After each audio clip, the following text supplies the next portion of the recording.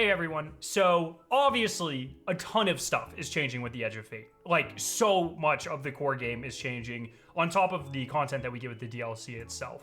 When I was at Bungie HQ playing and recording footage for the Edge of Fate, which Bungie flew me out for, so thank you to them for that. I was talking with my friend Ryan, and he had the idea to bring on a couple of his friends, like his Fireteam friends, and just like explain the changes to them when they hadn't heard anything. So this is just us talking about the different parts of the expansion. So, you know, Kepler and the story and Lodi and the new exotics and the portal system and tier 5 weapons and the new exotics and that sort of thing. And just kind of running it past two people who play Destiny avidly but didn't know any of these changes were happening, and just see like how they respond to it. Ryan and I talk about a ton of the good stuff, a ton of the bad stuff, and this was right after we got back from Bungie. So very raw, unfiltered reactions. We were pretty much allowed to say anything we want in terms of opinions. Like, we could be as critical as we want. There are things that we couldn't talk about that we played, but there were no restrictions about like being positive or negative or anything. So we thought you guys might enjoy this. If you want the audio version, Ryan just started to do freelancing. He used to write for a publication, game guides and stuff. Now he's got his own website called bigfriendly.guide, and I'll have the audio version of this link down below if you just want to listen to it in the car or whatever. I hope you guys enjoy, and I'll see you later. Hey all, I'm going to do a quick go around here before we get started so folks can put some voices to names. I'm Ryan Gilliam, co-founder of bigfriendly.guide and one of the hosts of the Talk Through podcast. With me is Destiny and Marathon YouTuber, Secret Sleuth, and one of the best to ever do it, Skarrow9. What's up? That was very nice, thank you. Of course, thank you, man. I know we're all very busy right now, so appreciate you being here. And also two of my genuine best friends and my regular Fireteam members who are going to kind of be our audience surrogates here. We have Django. Hello. And Liquid. Hello. So for anyone who skipped the intro, mine for the audio and Skarrow's for the video version of the show, Skarrow and I, as well as a bunch of other Destiny folks, went to Bungie a couple weeks ago to check out Edge of Fate and the massive changes coming to the quote-unquote like main hobby of Destiny. And we're going to chat about all of that. The event was kind of broken into two separate pieces, which was the Edge of Fate and Kepler and Lodi and all that. And then also just how different the base game is going to get. That stuff gets wild. So we're going to save that until after we talk about Edge of Fate so we can get through that first. Because otherwise I think we're just going to doom spiral a bit on the... Not necessarily doom spiral. It's not... They're a lot of changes. They're good changes. It's just a lot. I think a lot of good and a lot of like, I'm very curious to see how this is going to work out. But yeah, it is very annoying to tee up like I am doing and then not talk about it. So we'll get there in a second. So we can't talk about like the cutscene leading into it, but it all starts like a very typical like Destiny expansion as we know it, in terms of like you get a cutscene and then you get dropped on a new planet and kind of need to like get to walk through as stuff is happening. But like it's not exactly like an active war zone on Kepler the way that like it is on Neomuna, but like it's pretty active. Like the new Reaver enemies like fly over you the first time that they enter into a combat zone, and kind of instantly start fighting you. I don't know, what was your, I guess starting with those, like they offer an interesting new profile, I think, to the Fallen. I think like, it's important to note that you have the new Corsair units and you have the new Vex Imp units, which I was calling Vex Simps the entire time. But they redid the Fallen, or the House of, which house was it? Do you remember? Exile, I think it's Exile. Yeah, House of Exile, that's right. They redid the entire House of Exile in a similar way they did with the Dire Taken. So they all got like a palette upgrade, and some of them got new abilities. So like the guys with the pointy stick, they now have a strand pointy stick that kind of acts as a shield, and there's like captains that have extra stasis bits on their guns. And it also blocks damage, but if you shoot it with a stasis gun, then it freezes them. There's the slowy shakes exist currently. I think they're already they exist. Yeah, man. Okay, with the caveat that I very much genuinely enjoyed pretty much everything I played with Edge of Fate, and I'm excited to talk about it. I'm going to start with a thing that drove me up a fucking wall, and that is they are doubling down on enemy CC in a way that drives me nuts. And that, like, one of the only really negative pieces of criticism that I had while I was there was just like that slowing captain. Every time he hits you, you're like stutter stepping as you're walking. Yeah. So it's like the Corsairs are less annoying than the Grim because they don't have a tinnitus-like ability to throw on you, but like there's a Strand captain that has like a Strand grenade launcher that just like shoots grenades very rapidly at you, and if they hit you or in an area near you, you get suspended. And it's just like, I understand. I'm not a dev, so I don't fully understand, but I understand the idea of why you would want to like add new elements after all of this time to make combat challenging and different. But like the move into enemy stasis and enemy strand is just not it for me. It drives me nuts, and there is so much more of it in all of the kits in Edge of Fate, and I don't know. Yeah. It's whatever. I think I didn't get frozen one time. I'd much rather like any day of the week get suspended than frozen personally. And I was suspended a couple of times, but I don't think I was ever frozen. I like the Corsairs as well because they go way higher than the Grim ever did. Like there were times I was fighting them like 20 feet in the air, and I think that's pretty cool. So, cool little addition. They add like a new. I like what they're doing with aerial enemies, and I guess the imps are also aerial, but kind of in the way that like hydras and harpies are more than actually the Grim. But like they really, I don't know. It's good to like have to have a different profile to the battlefield, and it's nice to like not just have that with the Dread, since the Dread can be very draining. Yeah. To fight like mentally over time. So I think like, and the Reavers also have like, or the Corsairs. I don't know. I am calling them Reavers. That's a different enemy type. The Corsairs can like fly down and do like this fiery burst in a circle. I don't know if they ever did that to you. But, yeah, like, they did. It's pretty cool. It's cool, and it's also like very disruptive to your positioning, which is nice. Like it's good to see that kind of stuff pop in. But it like throws you into the Metroid assness of Kepler almost immediately. Yeah, pretty much like right off the bat. And one thing I will say about those, like the abilities that you get, there's 4, but really 3 of them, and they use them way more than I thought. Like in every room of every mission, you're the ball thing or using the cannon thing or the seed pod grenade thing. Like you are always using them. And I did not expect that at all. I like it. I think it's cool. I think a lot of the puzzles were a little too simple, and I hope that kind of changes as the campaign progresses. But I like it. Yeah, I think the thing that I was most impressed by in that realm is that as soon as it, and I know we're just like explaining the premise and not leaving a lot of room for like dive-in questions, but we'll get there, I promise, in a second. But the way that they start mixing the abilities together as soon as you learn the second one, because you learn Matter Spark, which is the ball first, and then you learn the gravitational cannon thing that lets you like teleport, and it very quickly starts like mixing and matching them together. And then when we did later missions, you're using all 3 of them in like very clever, fun ways. Like I agree, like they definitely start super duper simple, and I didn't play anything while I was there that made me like really scratch my noggin or whatever, but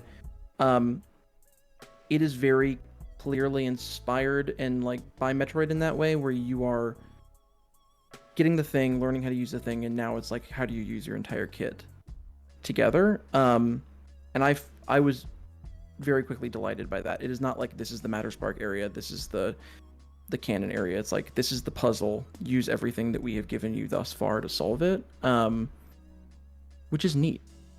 Yeah.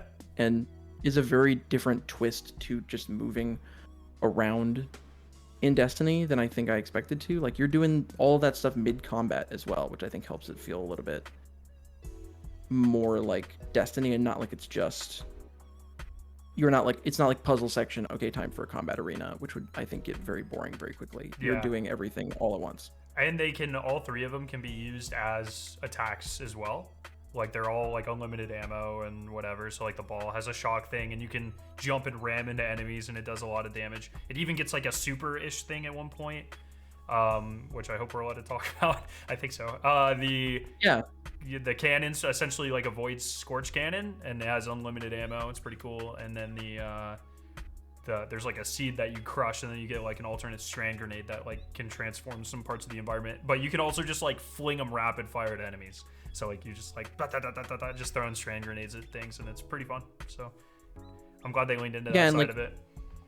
And as you go, you get upgrades to your abilities that like increase their combat prowess. Like then I don't know if you looked at like the tooltips later when we got like upgraded versions of them, but it was like, oh, now the graviton cannon thing like does additional does void verbs to things now. And like it becomes like an active part of combat in a way that's like very interesting. I know I can talk about this because Robbie Stevens said it to me in an interview, but eventually you gain the ability to just matter spark anywhere at any time. That they unlock, which is very cool, and like will open up different pieces of the environment, because normally you have to go up to like the platform or whatever, pick it, which can get a little bit, I think, annoying when you're first learning the levels. When I ran through a level a second time, I was able to enjoy it a little bit more, because the first time you're kind of like, okay, there's the hole, okay, there's the thing, I'm gonna grab the thing and then go to the hole because there's a timer. But eventually that starts to go away and you get a lot more freedom. Everything I saw made me like very excited to see more of it. Not necessarily like really, again, like scratching my head about anything specific, but I have faith based on what they are doing that there will be stuff that'll at least be a little cheeky.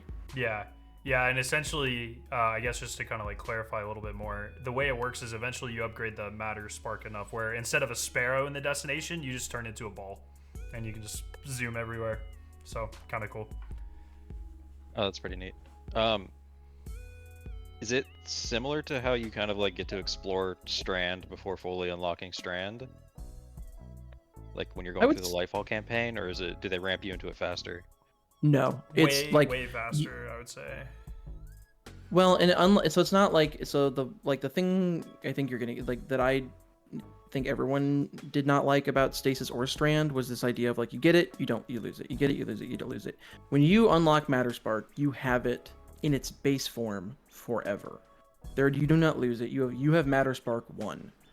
And then you can interact with the Matter Spark converter thing at any time you find one anywhere in the destination. And they're everywhere. And in patrol and missions, and they are absolutely littered everywhere. So. And the way that the campaign is set up, like it seems like there's quite a lot there actually. Like there's quite a lot going on campaign wise, which we can get more into. But the way that it's set up is like kind of like in more modern World of Warcraft, which I don't think anyone here other than me is like knows about. But you're kind of like you can pick like a zone to go to in the expansion and go there and then do stuff in the zone, and that's like you complete the zone story and then you can go do something else. The Kepler thing is very similar, where it's like there's zone specific, multiple different zones in the map, and you go to each zone, has like a zone story, and there's like short story missions scattered in between, and then like one big story mission at the end of the zone, and then you do all of those and then you can finish the campaign.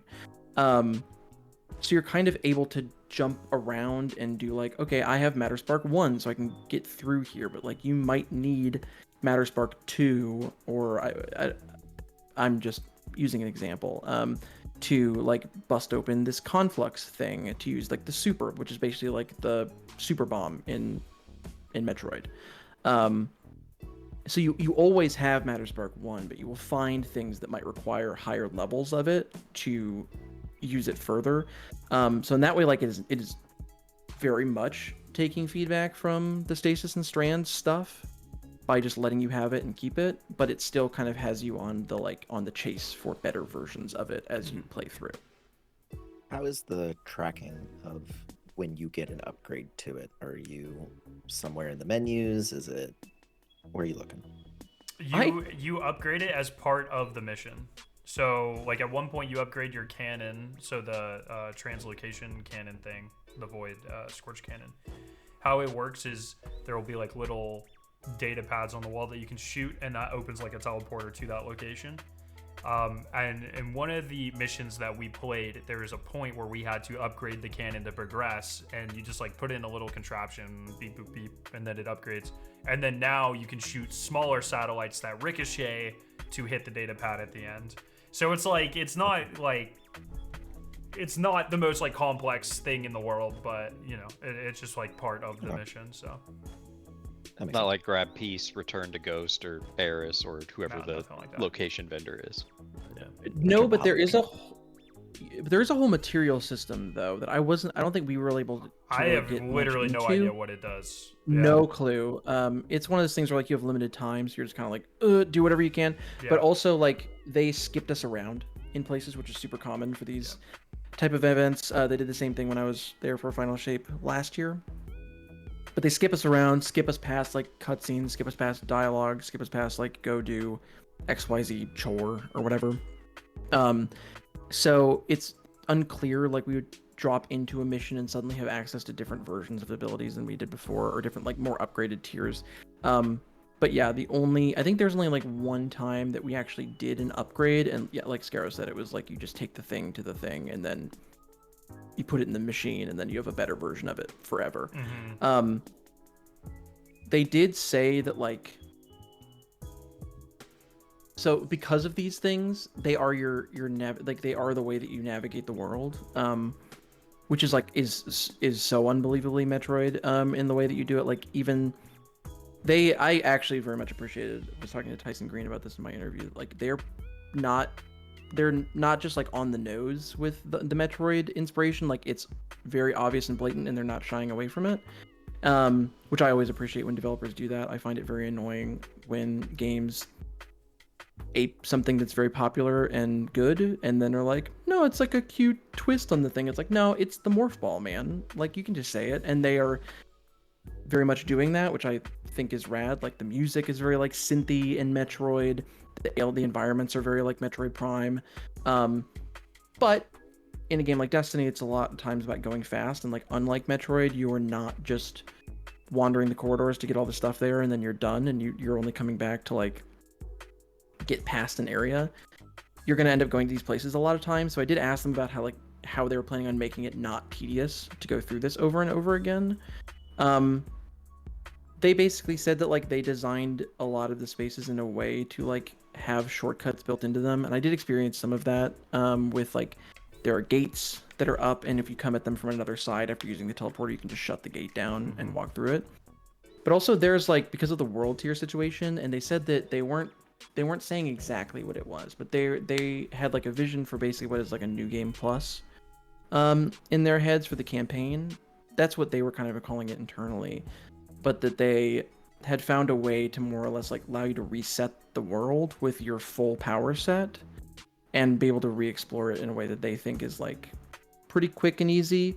I'm a little skeptical about how I don't think it's going to be like a Reese Reborn kind of thing from Beyond Light, but I am a little curious how people are going to react when they have to go through the same area a lot of times, because they are, even if you don't have to solve the puzzle every time, they are like very narrow and windy corridors, and it's pretty easy to get lost in there. I don't know if you had that experience at all. Yeah, that was one thing that I think is actually really interesting. So first off, Kepler is like massive. It's really big. Probably Dreaming City size, I would say. It's hard to say exactly because there are a lot of side areas that aren't necessarily marked on the, like you can see them on the map, but they're not like outlined. And we weren't allowed to go there. Like there were a couple times where I would try to explore, and then they would come over and be like, "Yeah, we're gonna fast travel you back," and it's like, "Oh well, that sucks."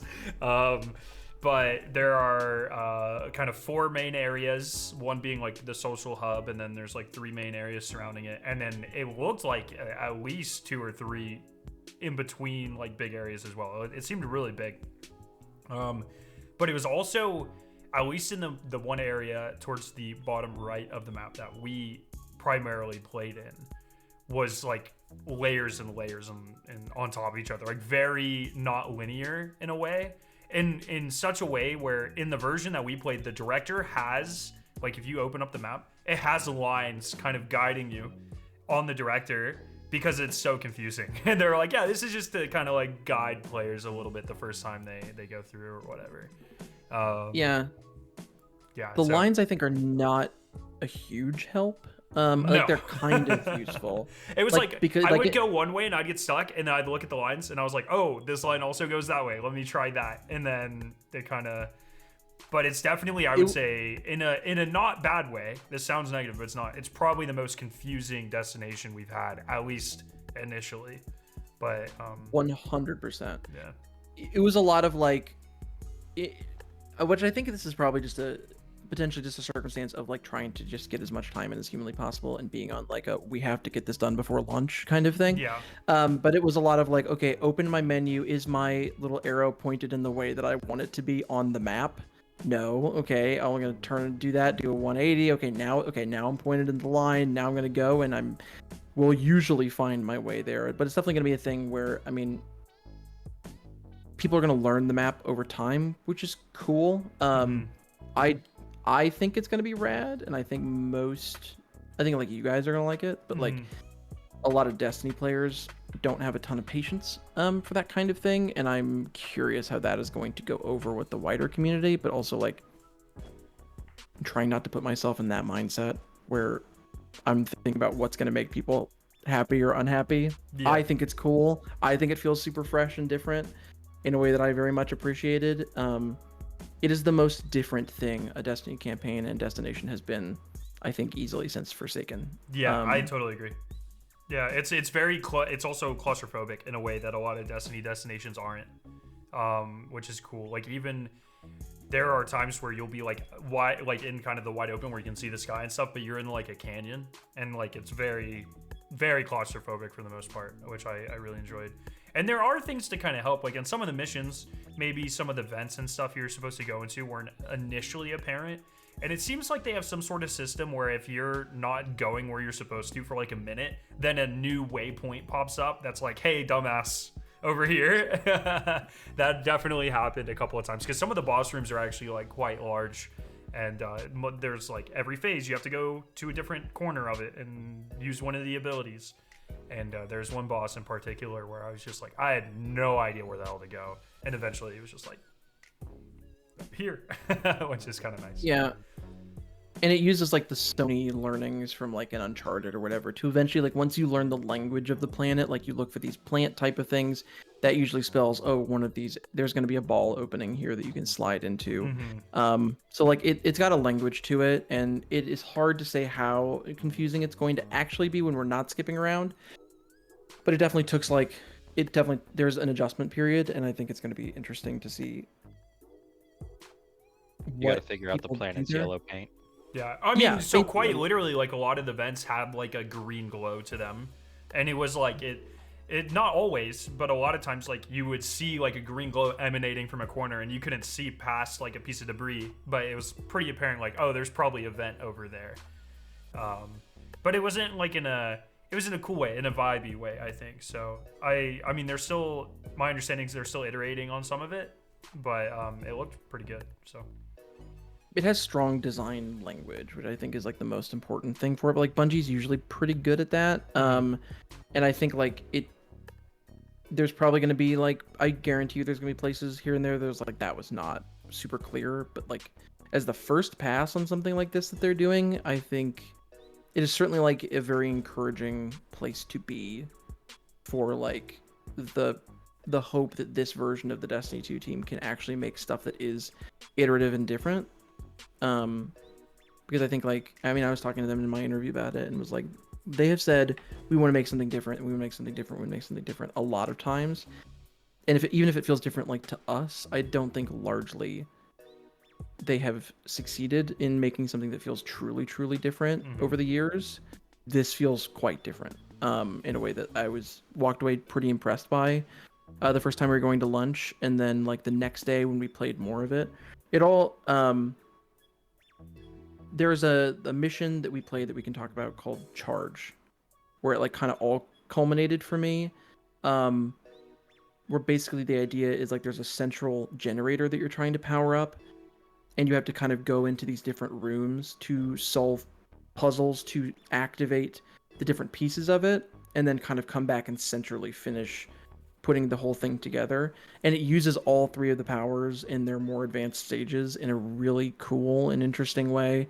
And it was kind of the thing that really spoke to me to be like, okay, they had a vision for this and a point of inspiration, and at least in this capstone longer mission, they're nailing it. That mission really, really worked for me, and it gives me a ton of hope for like not just the rest of the campaign, but also like what they're gonna do with renegades and how they're gonna make renegades different. Other than because I don't think their version of it's different is just it looks like Star Wars. I think there's gonna be some more other stuff to it that feels different, and I think like with Tyson and Robbie's leadership, I think we're gonna potentially see some. I was very pleasantly surprised to see that like things definitely are moving in a fresh direction. I got to talk to both of them quite a bit, and like, both very well spoken guys, and they definitely seem to have a very clear, uncompromised vision of what they're going for, which was pretty cool. So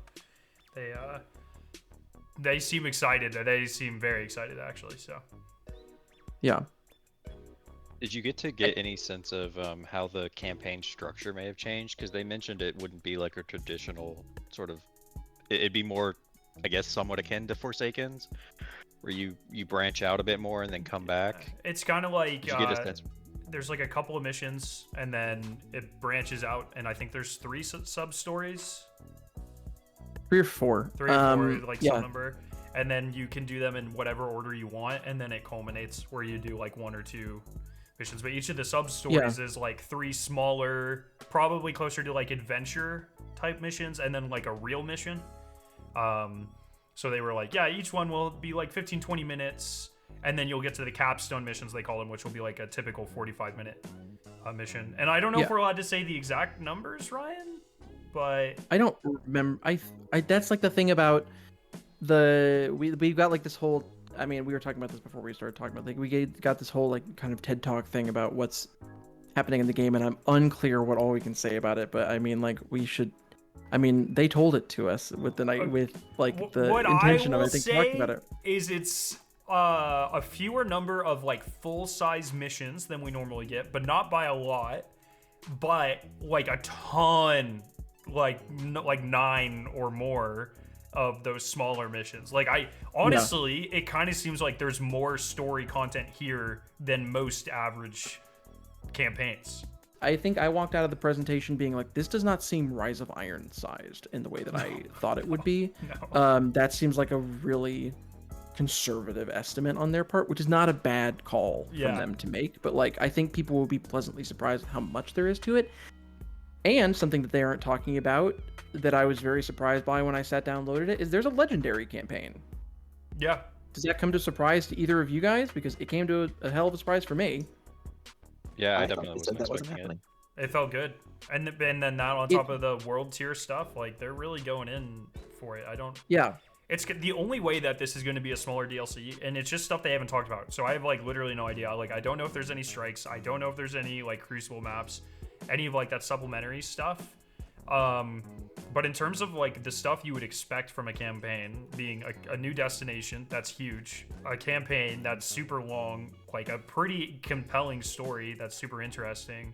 Or we know it's coming with a raid. Like it seems to all be there. There's new exotics, which we can talk about. Like we no subclass or anything, but we get the Kepler abilities, which might as well be like not like their own abilities. You know what I mean? But like it's an interesting twist on the idea of adding like abilities to the game. I think it's an interesting like way to do that.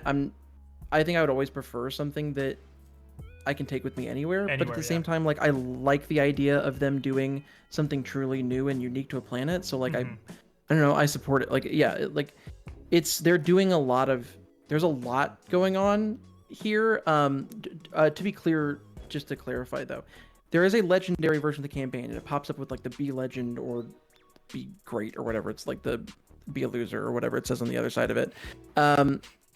But it lets you basically just play the world tier of like, instead what it's basically asking you is, do you want to play the campaign on tier 1 or tier 2? It's what it's asking.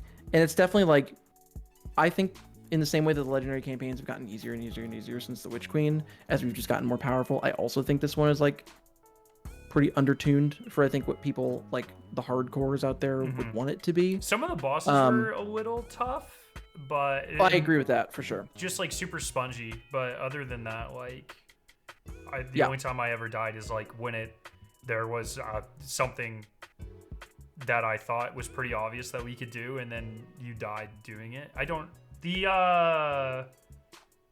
We can edit this out. The fan. Did you die to the fan? I think it was in the first mission. I don't know. It wasn't the first mission, but there was the mission with like the Vex Harpy boss at the beginning. Yeah. I couldn't find the ball inserts. Yeah. So I was like, oh, it wants me to time it on the fan. To the left, that's and the fan I'm the ball talking through the about. fan. Yep. Okay, I did the same thing. Yeah, we might have to cut that out because I thought that was no. part of the first mission, but I think everyone died to that fucking fan, bro. Well, we can talk about we can talk about the other missions. We Okay, just I guess that's not a story spoiler, but there's a Yeah. fan, and it's So- the real final shape. Always a fan. No, yeah, we're leaving it in. Bungie, if you're listening, that fan is like deadly. Put a Like, tracker Carl, like, on it. Under I want to know doctor. how many people it kills. Yeah, like it's Trevor too. Like that thing is And it's in the middle of just a boss fight, so when you try it, Yeah. you do like a third So- of the boss's health, and the boss time gates or whatever, and then you have to go unlock Yep. it. And then every person's like, "Oh, this fan's like super suspicious," and I just heard people like dying to it, like. Yep. For Well, 20 guess I'm doing that minutes. again. Did you Yeah, were you able to bring in your own loadouts and accounts like before? Did they have you on the test servers or okay? Yep. No. So that is something we should get into later, but like, it fully, yes, and that is useful for the beginning. But like, you are incentivized with both damage resistance and damage dealt bonuses to use newer stuff. So, and also like we got new stuff thrown at us. So I was using mostly new things. I did swap onto Cry Mutiny at some point for most of the campaign because I wanted to try out the armor set, and it was just a grenade launcher, and I wanted a solar grenade launcher for reasons that I'll get into when I talk about the exotic. But like for the most part, I think I was trying to use new stuff. Also, like some of that new stuff is very strong. So Very good. I kind of gravitated to mostly new stuff. But like yeah, like my loadouts were all set and everything when we came into it. Do you guys have any other questions about like the planet and navigation before like touch probably a little bit on story and then maybe the exotics before jumping into the big changes to the game? Is it going to be like a final shape where, as opposed to any other destination, you're in there alone unless otherwise you bring in a fire team? Don't think Or so. are you actually going to run into people? I think there will be people. I think there will be people as well. They certainly didn't say anything about that, and I will say that like I spent a bunch of time doing, what is it called in Final Shape? The activity that you do around the world. Why can I not remember the Ergo Sum activity? Overflow? Yes, thank you. Overflow. They did not show us a like post campaign version of the world Yeah, that's a good of point. Kepler. So I don't know if there is an activity like that at all that would like matchmake with people, or if it's like. But I'll also say I didn't see any public events. There were no all sectors there, either. now that I think about it, interesting. Yep. Yeah, I think a So- lot of that sort of effort went into new portal stuff, like solo ops Yep. and stuff. Yes. So I don't know. I guess like other people could show up, but also like what is? I guess don't know what necessarily the point would be, other than like, hey, it's an MMO and you're seeing other people. So I don't know. That's a good question. I did not see anybody else, but also that could have been test environment. Who knows? Do you know if there will be a reason to return to the planet post-campaign? Like any activity sort of down there? Yeah. So I don't know if there's activities, but there's like a ton of secret chests and everything in there, and there's the whole like reset and play it on different tiers, and it seems like some secrets are only accessible on certain tiers. I got that impression. I don't know if they actually confirmed that. They to did you say or that. not. Yeah. Okay. And all of the weapons and armor are part of the new tier system. So if you want higher tier versions of some of the Kepler weapons, and you probably do, there are at least a couple of them that seem pretty good, you will need to come back and play it on higher difficulties or replay it to get those things. And doesn't necessarily sound like that entirely means only replaying campaign stuff. It sounds like there's other things to do there. I don't know. They like, without being able to see what that looks like or for ourselves, they were pretty quiet about, like, they were mostly focused on like, here's the abilities and here's the planet and here's the tier system, and also there's going to be reasons to come back later that we'll maybe talk about, or maybe they won't. So I don't know. That's a big, like, they said there are reasons. What those reasons are, other than, or like what you're doing there to get the higher tier loot, I do not know. I don't know if they said anything to you, Skarrow. No, I didn't really think to ask, to be honest. But yeah, it's a good question. Yeah. Yeah.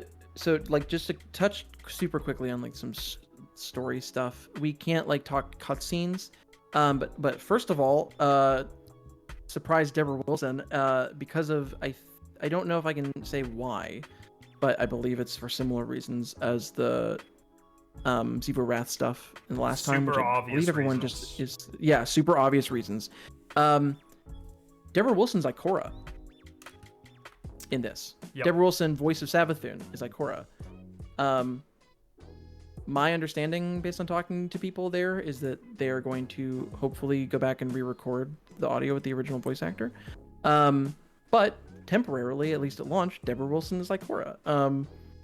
And it's pretty fun. She's got like a real biting, angry Ikora sense to her that I actually like quite a bit in a post-Final Shape world. But it's interesting. It's like, it is a little jarring to hear the voice of Savathun coming out of Ikora when Savathun is also famous for taking over another Warlock in the Destiny universe. And it's kind of like, it's an interesting choice for that reason, but and Deborah didn't really try, or maybe I don't want to say that, but she, like, the voices are pretty much the same. Like, it's not, they're similar. It's not like Nolan North doing Nathan Fillion, you know. It's very much Deborah Wilson doing Deborah Wilson, which is it's a great voice. Like, don't get me wrong, I love her work, but I think people, Bungie needs to be very forthcoming, in my opinion, with the reasons behind this and their future plans with it. Or else people are going to freak out. People are going to freak out no matter what. But they need to... Oh, yeah. This is an easy one to get ahead of. And it's for good reasons. They could have left her completely voiceless. They could have done the AI thing. They're paying another voice actress. And then they're going to go back and pay Gina Torres, right? That's her name? As well, so. I don't think Gina Torres has been... I don't know what the new Ikora's name is. I'm so sad. Oh, I'm so sorry. Ikora's had a change Gina of voice Torres has not been Ikora for a couple of years now, I think. Oh, I think they replaced her. Look But at from my me. understanding, from talking to people, the voice actor who is normally Ikora gave, like, Deborah Wilson has their blessing to Mara take Huno? it. So Mara Huno, yeah, thank you so much. Yes, so yeah, it's gonna be like, hopefully Bungie talks about that, because it is going to freak people out, because it is Savathun without like the saccharine sweet tinge to her that she has to kind of like be cutesy. Like, it's Savathun but no nonsense, which is just Ikora. So but it's like, though, I don't think I ever got used to Deborah Wilson's voice coming out of Ikora's mouth. It's very interesting. It feels like, in terms of what we can talk about, like, I genuinely think Lodi is the most interesting new character we've gotten in Destiny. He's cool. Years. He's really cool. He's rad. And the reason he's rad, I actually don't know fully, and I can't, and the little bit that I do know, I cannot talk about because it's in a cutscene. But he talks like he's from our world, and like so he sounds weird to the Guardians because he doesn't sound like he's from their world, but he talks like a normal human being to us. So it makes him like very relatable as a member of the audience, but not relatable as a Guardian, which is super cool and is a thing that we have not seen ever with a Destiny NPC, and is something that feels very appropriate in a 9-ish, in a 9 focused thing. It's rad. I am very excited to see more of him. He's like a rare character that, like, he talks and you're just like, what is this guy's deal? Is very bizarre to me. Yeah, he's never confused, and it's not in like an Osiris like condescending way. He's just like chill about it. He's like, yeah, I've been here for a couple of days, this shit's cool. And it's like, all right, I like this guy. A couple days, maybe not a couple days. Yeah, he's like, time's kind of weird. I had the longest fall ever or something. It's like, I don't really know what any of this means, but this guy's cool. Drifter doesn't really know what to do with him. We're getting a lot of Drifter too, which is really Yeah. nice. It feels like we're actually going to get some answers. Now that he's not tethered to doing Gambit anymore, we get a lot of Drifter in here. Not a lot of Orin, the Emissary, I will say, in terms of what we played. At least She's not pretty what quiet. we played. I imagine she'll be part of the main quests, and we only played like one. Yeah, or I think two that's of those intentional. missions. Yeah. I think that's probably intentional. Some flashes Her of the whole 9 DLC is though. Interesting. That's cool. Yeah. Yeah, it seems like we might actually get some 9 answers, which is nice. Yeah, but I like it's hard to talk around it because we can't talk about any cutscenes. But also, like, I don't feel like I know much more than what I'm saying anyway. Yeah. But I'm eager to, like,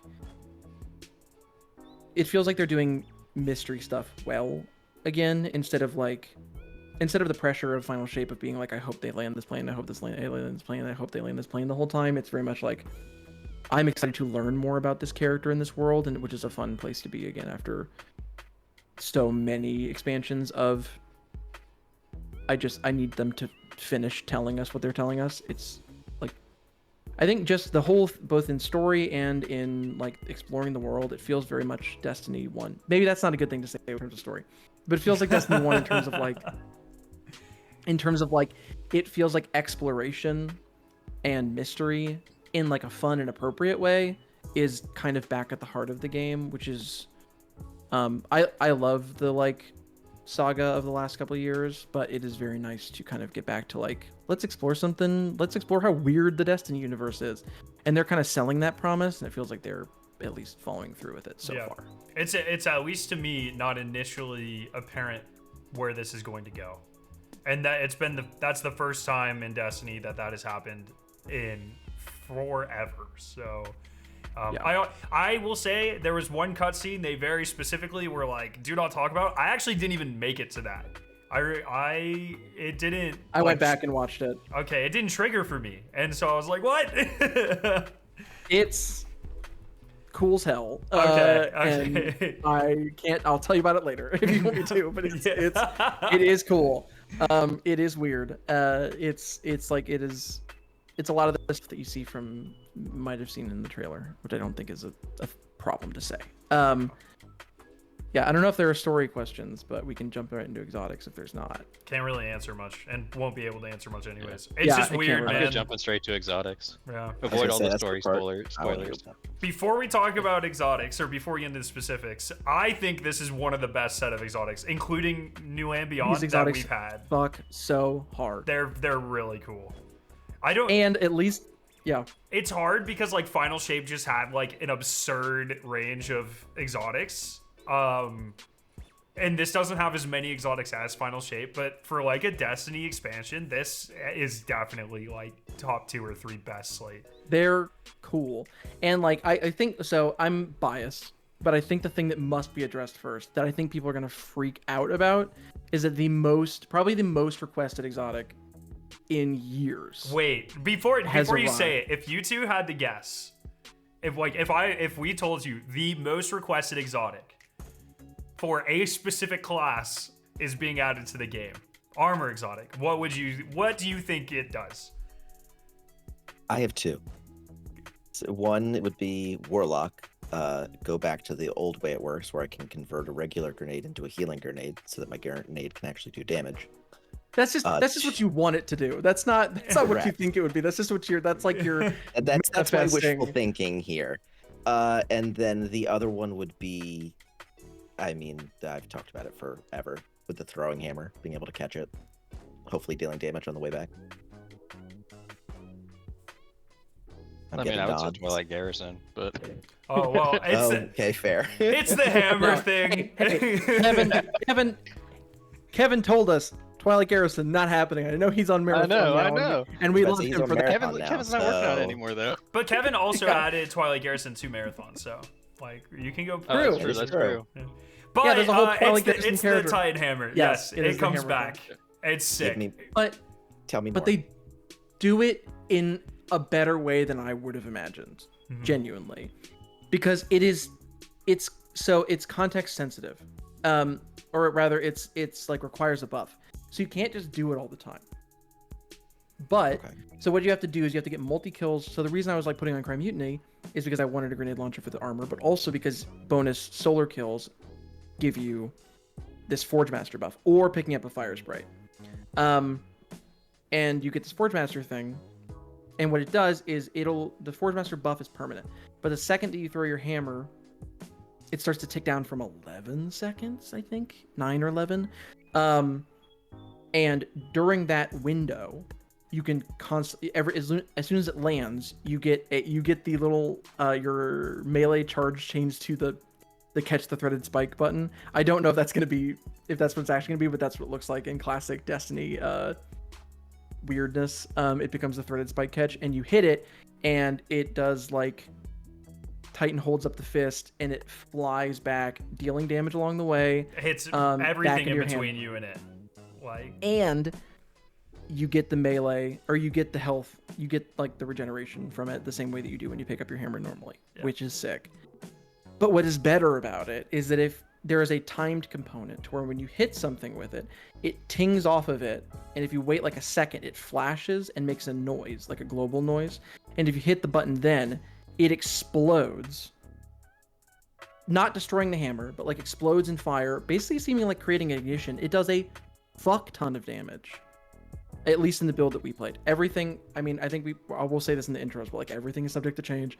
But like, it does a bunch of damage. Like I've got like a legendary campaign boss like down to half health just by throwing my hammer with the buff on it and catching it correctly. It does a bunch of damage, does like ignition, and then it refunds some time onto the Forge Master buff. So you can just go like buck wild with that thing for like 20 seconds if you get good at catching the timer. It is wild. It's feels so super good. cool. and it feels so crisp good. when you catch it. It's like it feels It's so dope. good. Yeah. It's dope. So- Kratos catching the hammer. Yes. I think it rules. Like as someone who mostly plays Titan and plays a lot of Solar Titan, I'm excited about it. And they changed. We'll get to this when we get about the stats, but like they changed the way throwing hammer works again.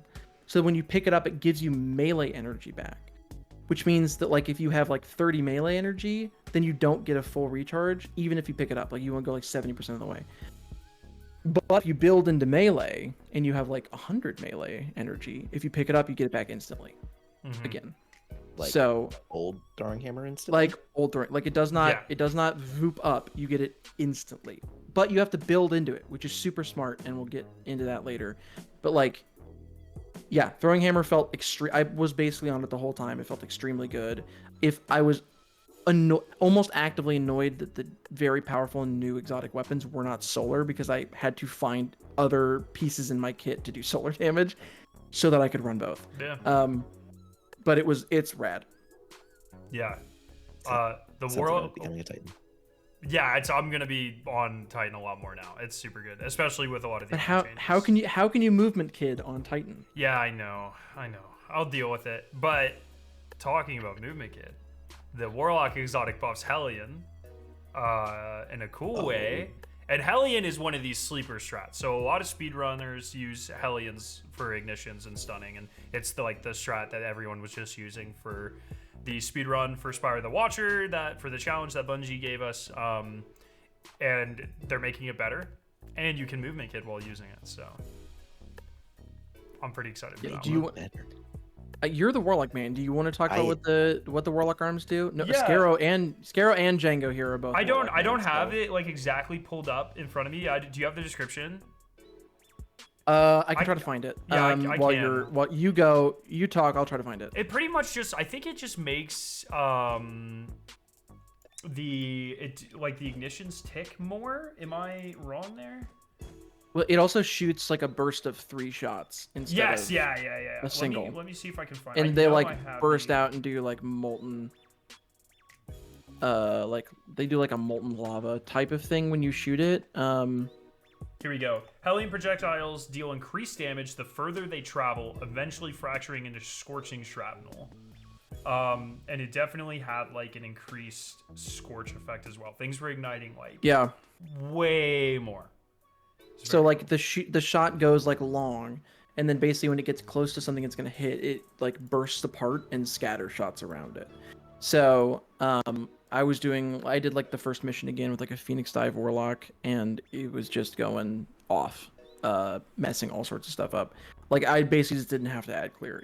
It's nuts. It does a lot of damage. Yeah. It feels really good. And covers a big area. Yeah, it feels great. As somebody who has not spent a lot of time on Warlock since Helien got launched, like it was, like I did kind of have to be like, I need to go check how this normally works because I'm not 100% sure I remember.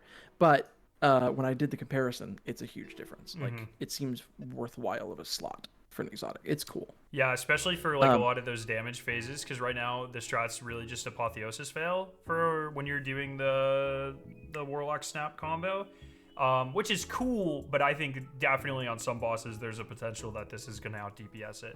We're gonna obviously have to wait and see numbers, but I mean ignitions do an insane amount of damage. They do a crazy amount. So if you can proc them more consistently, it's definitely gonna be an interesting thing, I think. So I think the Hunter one is, maybe it's just because Hunter's my least favorite class, but I think the Hunter one is the least exciting of the bunch, but I found an interaction with it that I actually think is super strong. So I have it pulled up here. Threaded Spike detonates tangles and pulls them towards you.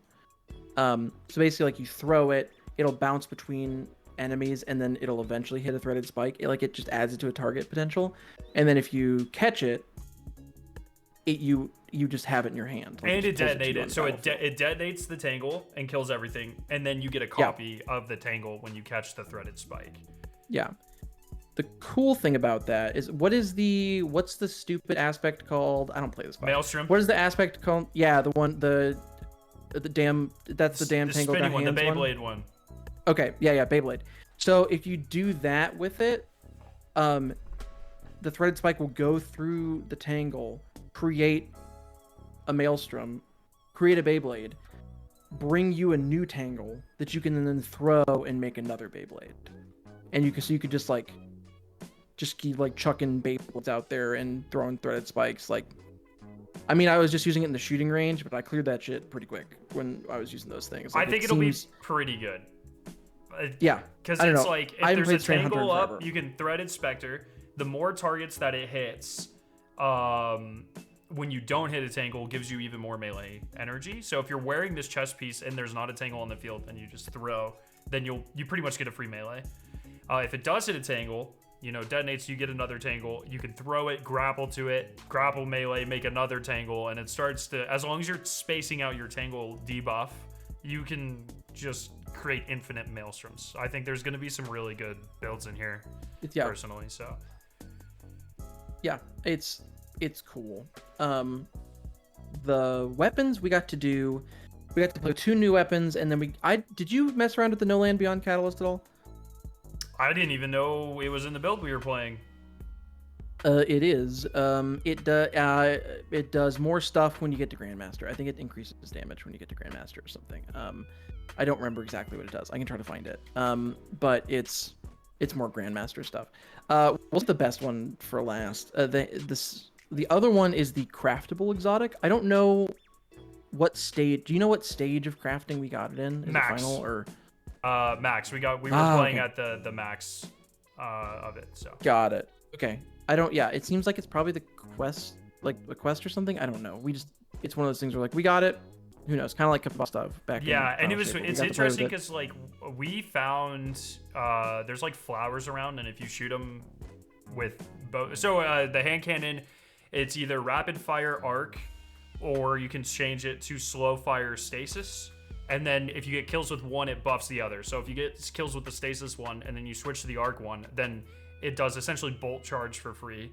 And then if you do the arc one into the stasis one, then it just does like a headstone explosion essentially. It's okay. I wasn't like a huge fan. Like a cold snap. Yeah. It's got like a cold snap. So like cold snap and then creates a crystal, and cold snap and creates a crystal.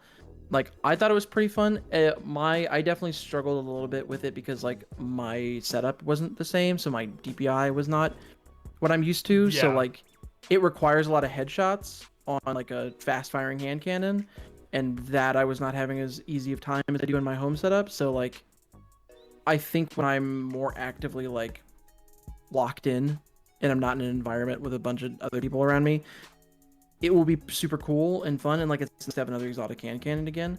I actually really enjoyed playing with it because it does like the bolt charge one does a bunch of damage. Yeah. If you can get the flow, it does it's very effective.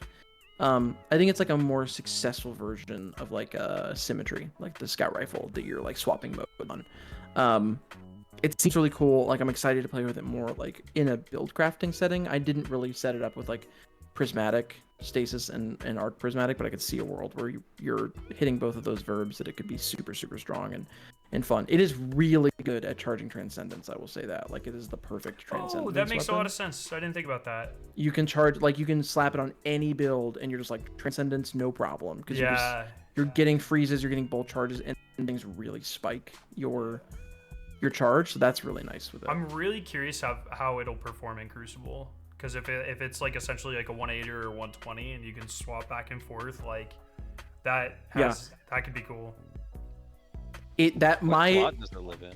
I was about to say Energy. slot. Energy slot. So it's like it is technically a arc hand cannon. Mm-hmm. How fast is the swap? Pretty quick. It's like not. It's definitely shorter than like a reload. It's kind of just like a move it to the side and then it expands and now it's doing ice stasis damage and then you flick it again and it does arc. It's not like instant, but it's fast enough to be flashy on a trailer. It's like gonna maybe be the best way to put it. Newer hard light and Borealis stuff where it's like the special reload. Yeah, you hold reload to do it. It functions exactly like you think it should.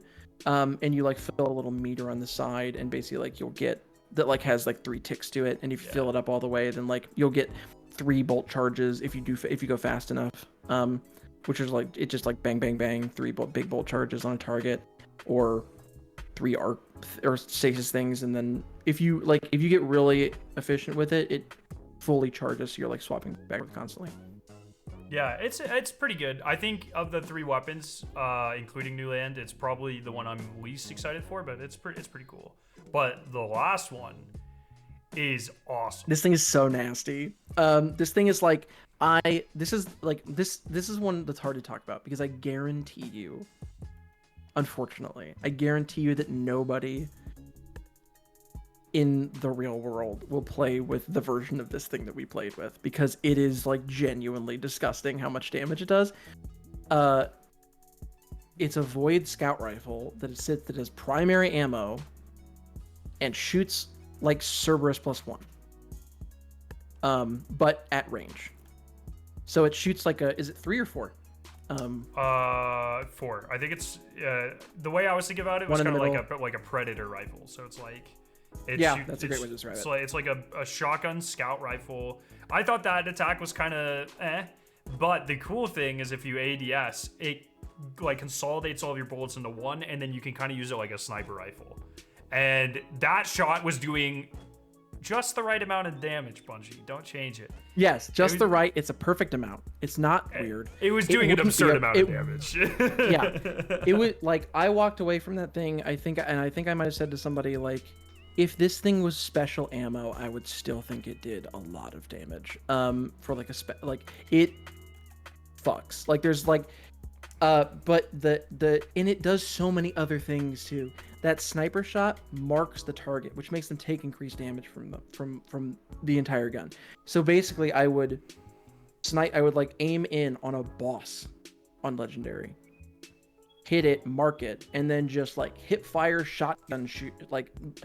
shotgun version of it into it, and it would just melt the health bar of a legendary campaign boss. Yeah. And then, if you kill a marked target, you turn invisible for just no fucking reason. Like you get true sight, right? So you can see, you get true sight. You get to see things through walls. It's like it's Predator the gun. It is pretty sick. And it's the season pass weapon, so you'll start with it. Yeah. It is truly like it is the type of thing that, like, we knew was probably going to be pretty good because after our first meeting, they were like, "Hey, tell us what you think of the scout rifle." And then I think Ben Womack was like, "Tell us if you think it's too strong." And every Bungie developer was like, "It's not too strong. It's great. It's perfect. Leave it alone." So good. It's really fun.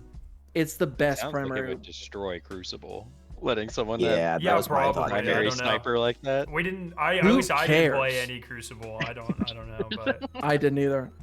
Who cares? Who cares? Marathon is the Crucible game now. Like, it rules. I'm like very excited to get my hands on it, and very sad that it's definitely going to not deal as much damage as it was doing when I last played with it. But man, it feels real good, and like it's probably one of the coolest and like best designed, maybe most designed, like primary exotics we've gotten in like a very long time. yeah, I'm very excited about it it's sick. personally. And I can only like, what's the catalyst gonna do? Give you Devour or something? Like, Dude, I don't know, like insta kill anything you pointed at. Like, yeah. hey, thanks for buying the season pass. Like it's like I don't know. It could do nothing, and it would still be like one of the best primaries in the game if it Yeah. launches. It would be the best primary in the game. If I hope it launches does the way launch is. like maybe not this broken, but still really good because it was fun. It felt really good. It felt to me, and no one can ever dispute this because no one will ever play with this version, so I don't ever have to back up what I'm saying. It felt to me, I was like, if this launched the way that it is, and you told me that this was the main way that people were killing the day one raid boss at the end of the raid, I would believe you. Like it does a lot of damage to bosses. Like 6 guardians marking a target and just going to town, I can't imagine a lot would stand up to it. It was, Putting it on Still Hunts level. I mean, I don't know. That thing was like, let you shoot golden guns, but this thing's damage was impressive for being a primary exotic. Like, I'm not much of a believer in primary. Yeah, I'm not much of a believer in like primary that we'll ever see many like primary exotic metas for main DPS again. I think like that is mostly past, and I think Bungie doesn't want that to happen because of infinite ammo. But like, I would believe in this thing. This thing is rad. I don't actually remember what it's called. Do you remember what it's called? I don't. I kept it on almost the entire time that I was there, but I don't actually remember what it's called. It's super good. I know the hand cannon is Graviton Spike, because it seems like it's in the Graviton Lance family. But yeah, man, it's super the third cool. iteration. Yeah, man. Yeah, our ability to find something in the footage at literally the exact same time is so impressive. It's happened like 4 times. I've spent the last 2 days combing through like 16 hours of footage and categorizing everything. It's like, oh. Yeah, fair. So that's Kepler stuff. Like, are there any like Kepler Edge of Fate related questions before we get into like the big stuff? I think I think I covered everything I have. Yeah. How weapon and armor is gonna be. All right. It is not just weapons and armor. So I think like Skarrow, I don't know if you felt this way, but I feel like the way they've been kind of selling the Portal was that as a dedicated, longtime Destiny fan and player who plays all the time, that I would not be really engaging with it very much because it seems like it is there to help people understand the game better, which the game needs desperately. And I was very, very, very wrong because the Portal is the game now. Yeah. Like, do you think that is overstating it? I don't think that's like overstating just to clarify, like the director is still in the game, but it's being completely backseated. You can still access it, but my understanding, like I asked, is that they are no longer going to be updating the director, or that's the current plan. Which we pushed back on a little bit. We did. No, go off, man. I knew this was gonna be a topic for you. Go for really it. I support you. And it's just, I don't know, like once, right now you access all of Kepler and all of its activities through the Portal. I don't know what that looks like once Renegades launches, and I can't imagine it feels good. So I was pleading with any dev who would listen, like, hey, update the director. But yes, the Portal system is essentially the new home screen, and everyone will be there probably 90% of the time. There are like certain activity, like I don't know if raids are I don't think raids are part of the director, and dungeons aren't. No, I don't not think. at launch. I think they said. Yeah. And I think not. Yeah. I don't know. I think the way they've talked about it in the past made me think that like by the time we get the Renegades dungeon, that would probably be part of the Portal. But at least at launch, it won't be. I'm just kind of making that up, to be honest with you, off of like the vibe. Yeah. But yeah, it's like mostly But- just the portal screen. And it's a well done I'm- screen, don't get me wrong. It's just different. It's way different. Very accessible. It's like very accessible, but notably not less complicated. Like, I don't know if I was trying to like figure out a way to put this into words, but like I wrote in 2023, I wrote like a how to get into Destiny guide, and it was like 6,000 words, which is, if you're not like somebody who deals with word counts all the time, is big. And it's something that normally like my old publication wouldn't have published. But it's Destiny. It's a complicated game. It's an old game. There's a lot to explain. And I think in this new version of Destiny, the guide would not be that much shorter. Yeah. So if they're trying to like make it less complicated, they're not doing that. However, while the guide wouldn't be shorter, I think people who read a guide like that would be less confused when they actually get into the game. Whereas I think the thing they talk about now, where they're like Destiny requires like a PhD in Destiny to get done or whatever, I think that makes sense, but it's a lot of like, where are things? Like, you can tell like someone how the game works, but then they get into it and they're like, where is the stuff I'm supposed to do? Like, they don't have the knowledge of the director and everything to get to all of it. Mm-hmm. And now that is a solved problem, but the game is not getting less Yeah, I guess like to would kind of say. tee this up, the way you enter the portal screen, and it essentially is like, do you want to do a solo activity? Do you want to do like a 3-man activity? Do you want to do a 6-man activity? And then you click on that and it shows you all the options underneath that.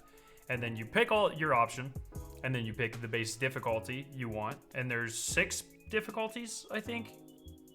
5 or 6. Something. It's pretty much I every think 100 light levels. Because, oh yeah, one thing we didn't talk about, light levels also being nuked. So you start at like 0 or something.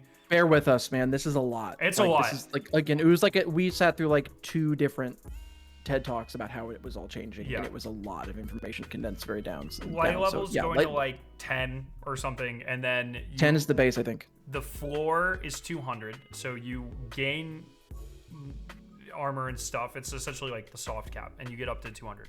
Every season, your light will then reset back to 200. That is the new floor. Then you grind armor through the portal system to level up, and there's no more like artifact power or anything. It's all just infusion. You infuse your gear up to the new light cap, which is split based off of what half of the season you're on. So for the first, I'm not gonna like that. no, people are not going to like that at all.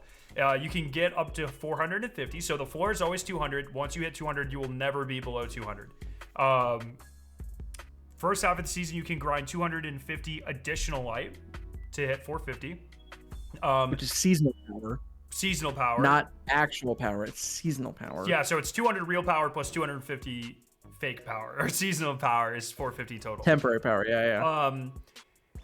The way the new difficulties work is it's every 100 light level is a new difficulty. So it's like Legends 100, Masters 200, Experts 300 or whatever, and then Grandmaster, and then a new one called Ultimate at 600. I missed a couple in there, but that's essentially how it I works. think.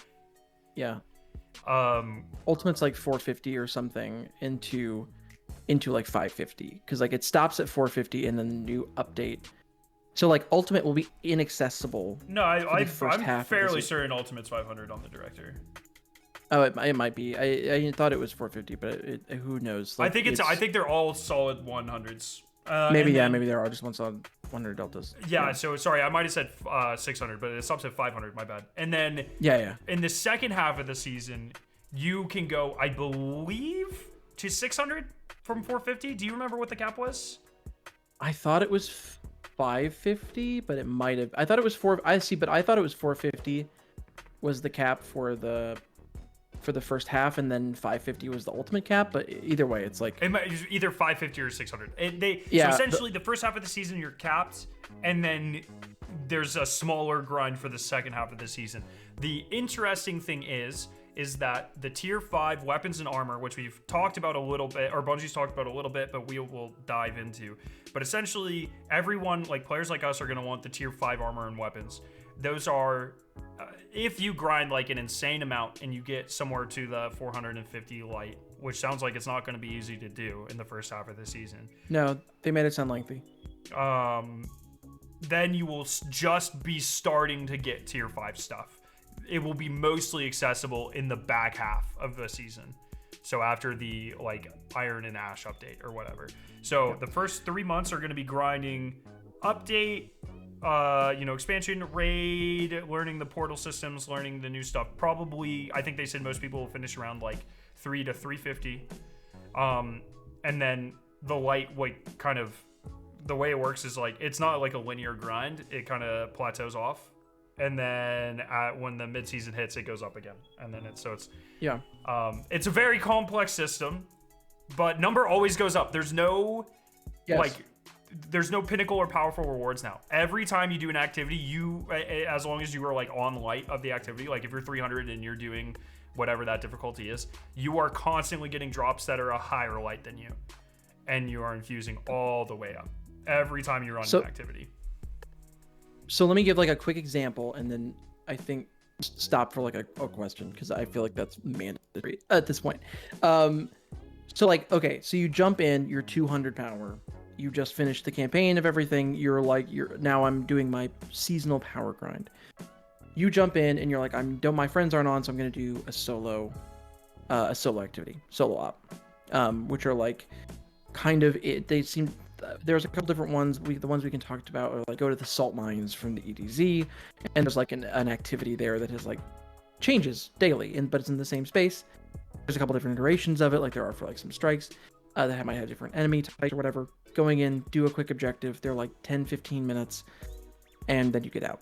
So you can pick a standard one that if this was like a Fireteam activity, it would have matchmaking on it. But it's like it has daily set modifiers to it that will like on your level be like, this will get you, if you just complete it, it'll get you a B.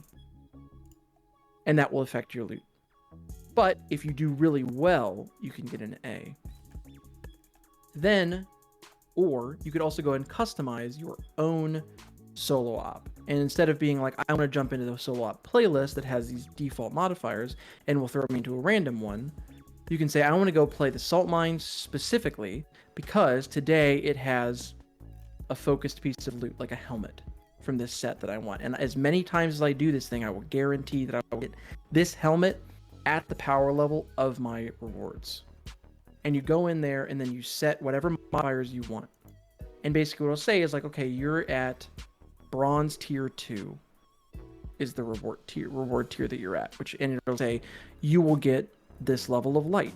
And as you up the potential difficulty, it will increase how much score you will get, up to the point of it, say, being like, if you just finish this thing, you will get an A, is what if like you set it to the max difficulty. Setting different modifiers come with different, like, add power deltas. Every modifier adds a power delta, and then different modifiers will add like a minor solar burn or a major solar burn to enemies. And then you can add bonuses to yourself, like this grappler thing that allows you to basically replaces your grenades with grapples that basically instantly recharge but do not let you the grapple melee. And that's like a boon, and that will take like difficulty and score away from you. So you make a balance, you decide, okay, I'm going to make it, set it to max level A. And what it'll tell you is, okay, if you complete this, you will get an A, and you will get this light level of gear from doing it every time. This level of increase every time. And you will get a engram that is either like, say in the 200s, you might get like, you will get a guaranteed tier 2 piece of loot from this loot pool, of the solo ops loot pool. You go through, you complete it, you get an A, you get that guaranteed helmet drop that it told you were going to get. You get the tier 2 engram that it told you were going to get, all at the power you said. And there are like these bonus drop things that you can earn by doing other activities. So like if we were palling around doing Fireteam ops earlier in the day, we might have earned bonus loot drops for the salt mines specifically. And it might be like 2 bonus loot drops. So then by completing it, we will then get an additional 2 bonus loot drops, to my knowledge, at that same power level of everything else that we did. And tier level.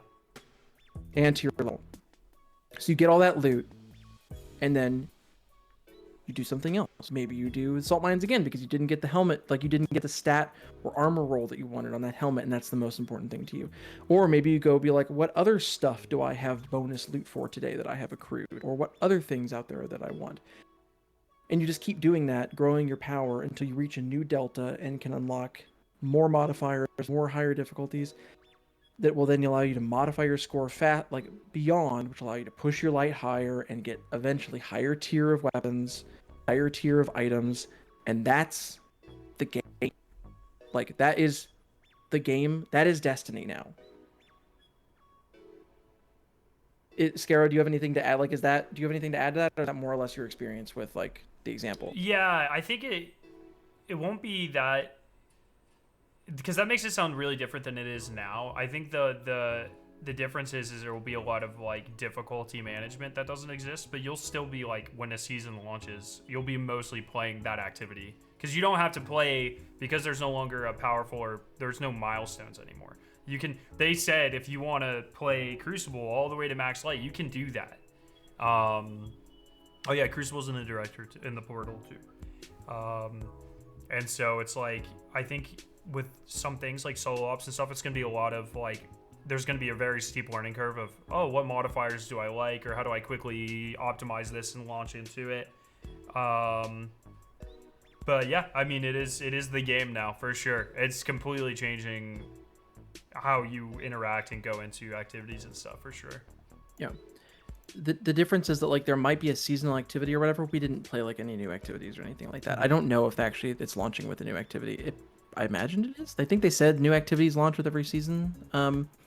But they might be launching. They might be like solo ops with a new activity. Like the new portal is the new activity. I don't know. But the idea, like if there is a signature activity for that thing, it will be in the portal, and it'll be a playlist that you jump into, and it'll have default modifiers, and it'll tell you, like, you'll get scored at the end of it. Every portal activity comes with a score. Every single one of them. And that score will directly impact the loot that you get at the end of it. So how does the reset work exactly then? Because that's like my biggest question on it. If I'm going to spend like a season grinding up to 600 and then I get reset right back down to 200, like how much is that grind and that variance?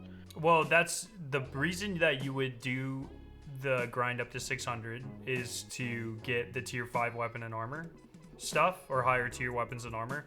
You still get to keep those. They will just go down to like level 200. Like nothing's like sunset at the end of a season. It's just your base power is reset, but everything comes with you. So, yeah. But as far other than that, I don't know why else you would do it. I mean, I guess I don't. So there's a lot of activities now. There are some activities that like, it seems like it might be difficulty based, but there are activities that are like, oh, well, tier 2 legendary campaign does not have a power delta to it. Like it is a fixed difficulty activity. But as you get into like master and grandmaster stuff, like power will make a difference. I don't know how much power will make a difference in the positive. Like Destiny does not have a good history, really, in my opinion, of making you feel super powerful when you jump into like if you get 400 power and you jump into the legendary tier campaign or something, or like that's not a good example because that's fixed power. I just said that. But if you jump into like a solo Fireteam op at like normal difficulty, I don't think you're just gonna like blitz through. Like you're not gonna like one shot the boss. Like it's not becoming that kind of game now, as far as I understand. But if you like, power matters as you get higher and higher, and so like there's stuff like they've already talked about like the raid update that comes like in the second half of the first season, like 3 months later. Like that will be a more difficult version that you will presumably need to be a higher power to take on. So that's part of it, is that there's going to be like activities and higher difficulties like that that you need to take on. But also like the reason to do those things is to get, like Skarrow was saying, the higher tier rewards. So if you want to get the highest tier stuff from a season before the season ends, you need to get to that high power delta so you can be in a place where you can grind grandmaster difficulty stuff to get the tier 5s from Kepler or whatever, so that you can then take those tier 5 weapons into something like renegades. Because like talking to Ben Wickler about it, Tier 5 weapons are not just like, they're not just shiny. They don't just have cool gun effects on them or like kill effects on them, which they do. They don't just have enhanced perks. They have bonus stats. Like the stats of Tier 5 weapons are just better than their Tier 4, Tier 3, Tier 2, and Tier 1 variants. Tier 5 weapons are not cosmetically better. They are not just perk better by giving you more options. They are straight up statistically more powerful. So like the incentive to actually get there and grind is high. The problem that I think people are going to have, and the thing that I like immediately was like, that's not going to be good, is that you cannot, the way they said it is that you can get lucky and get a tier 5 in the first 3 months of a release.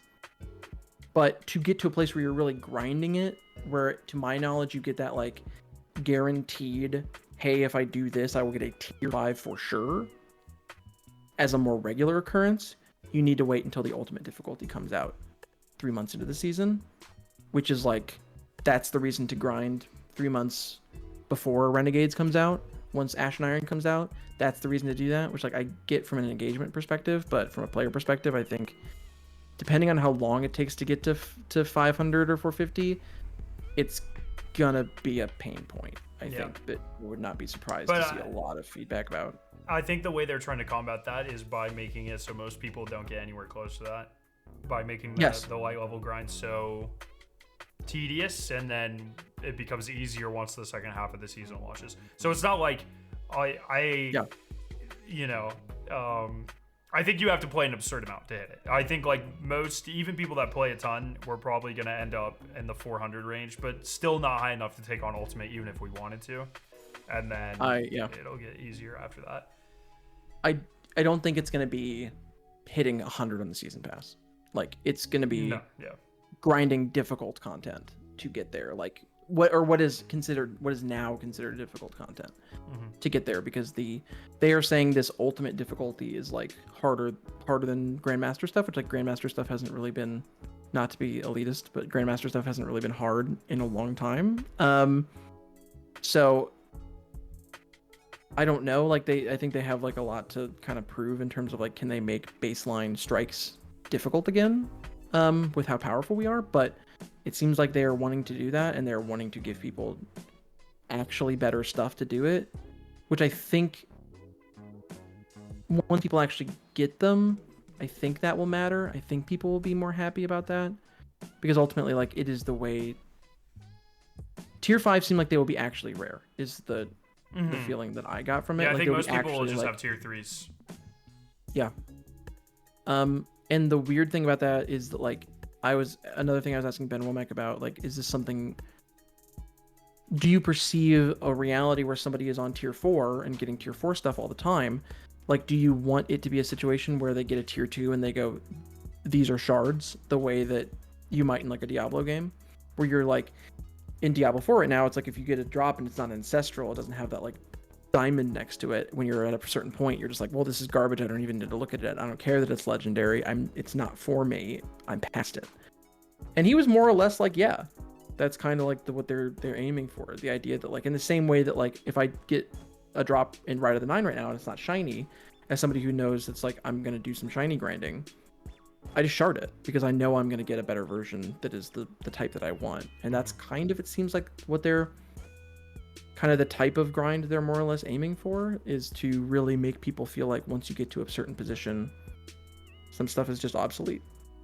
Yep. So portal question. So you described the solo ops thing, customizing it with all these modifiers and all of this stuff. Kind of two parts here. Is that going to also be on the other stuffs? So strikes, different content eventually. And if so, how is that going to work, assuming that you could do those in a matchmaking type situation? Yeah, I think there will be, and maybe Ryan, your understanding is different, but my understanding is, I think for stuff like strikes, there will be more akin to what we have now. You just pick the difficulty, I think.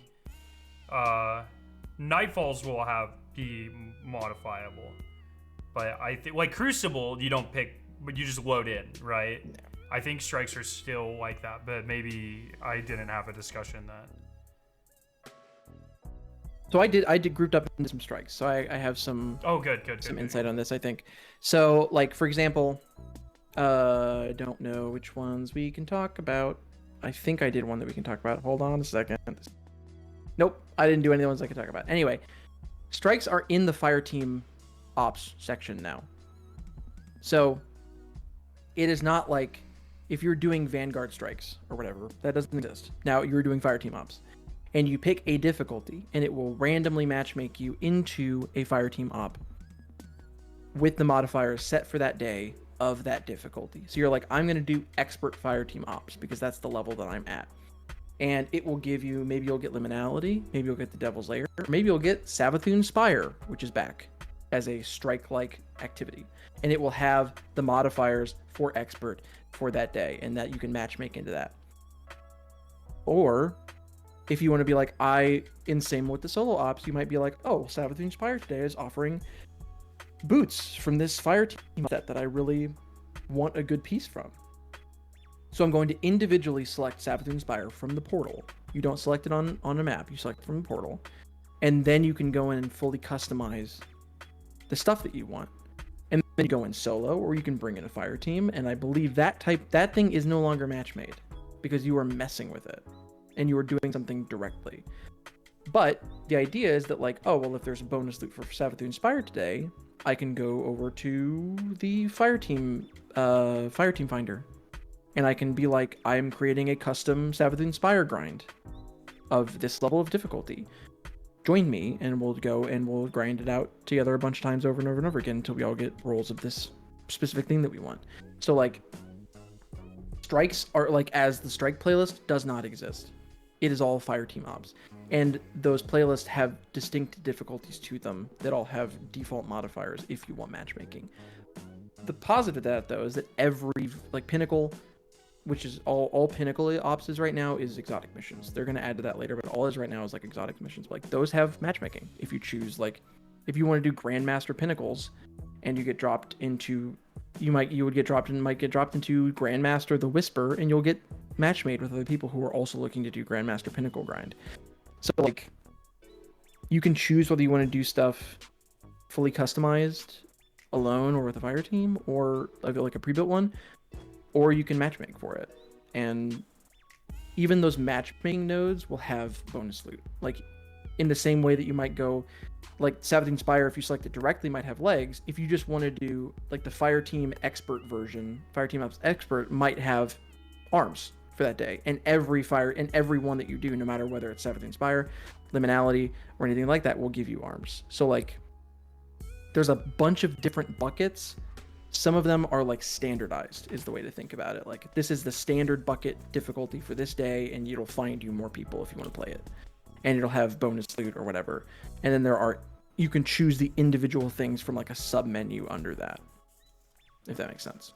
So you've mentioned the different like slots multiple times, and you're saying like how you can target in the portal. Like this is helmet for a day, this is arms, this is legs.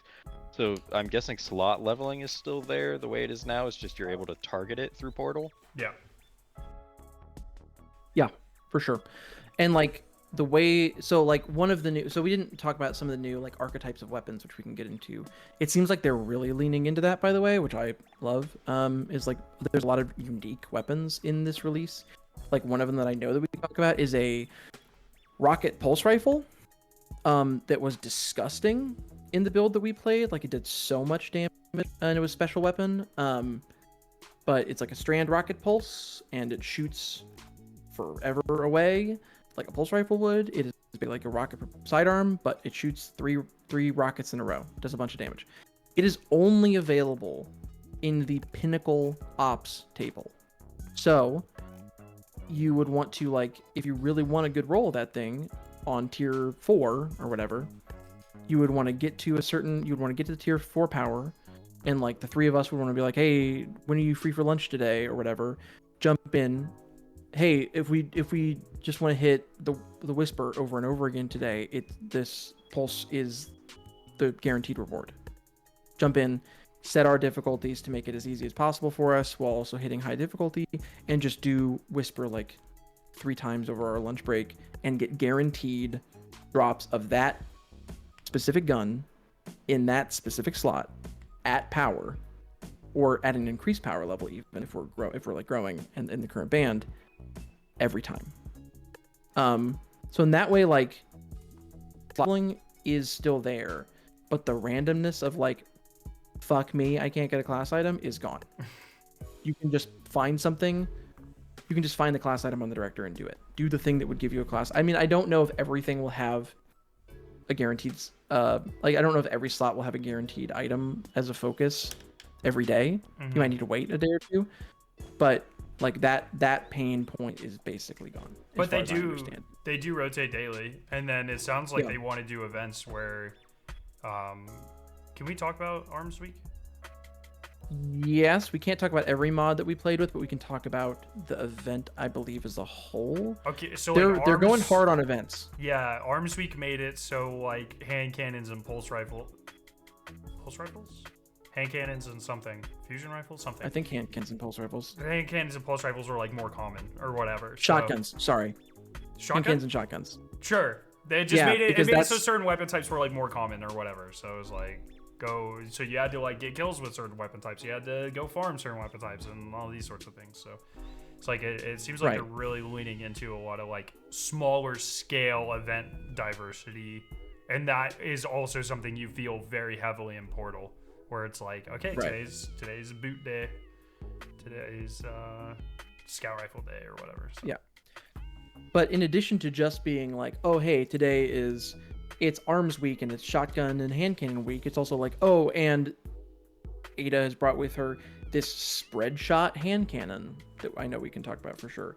That is basically like, the range on it is ridiculously short, but is a primary weapon that is basically a double barrel shotgun in a hand cannon form.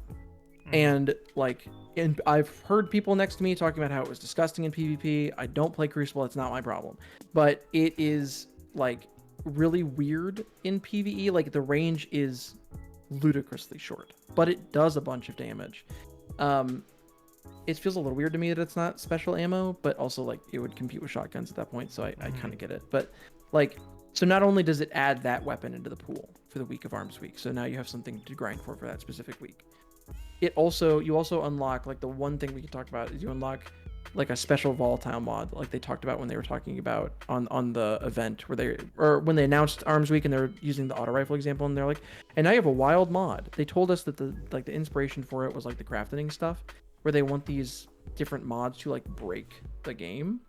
I don't know if in my experience I experienced that with the mod that I can talk about, but it's like a fragmentation rounds, where when you kill something with a weapon that has this mod slotted into it, which it can only slot into, I believe, shotguns and hand cannons, it drops like a bunch of mini frag grenades all around it that explode and deal damage to everything, including you, which makes using it with the shotgun hand cannon a absolutely wild choice.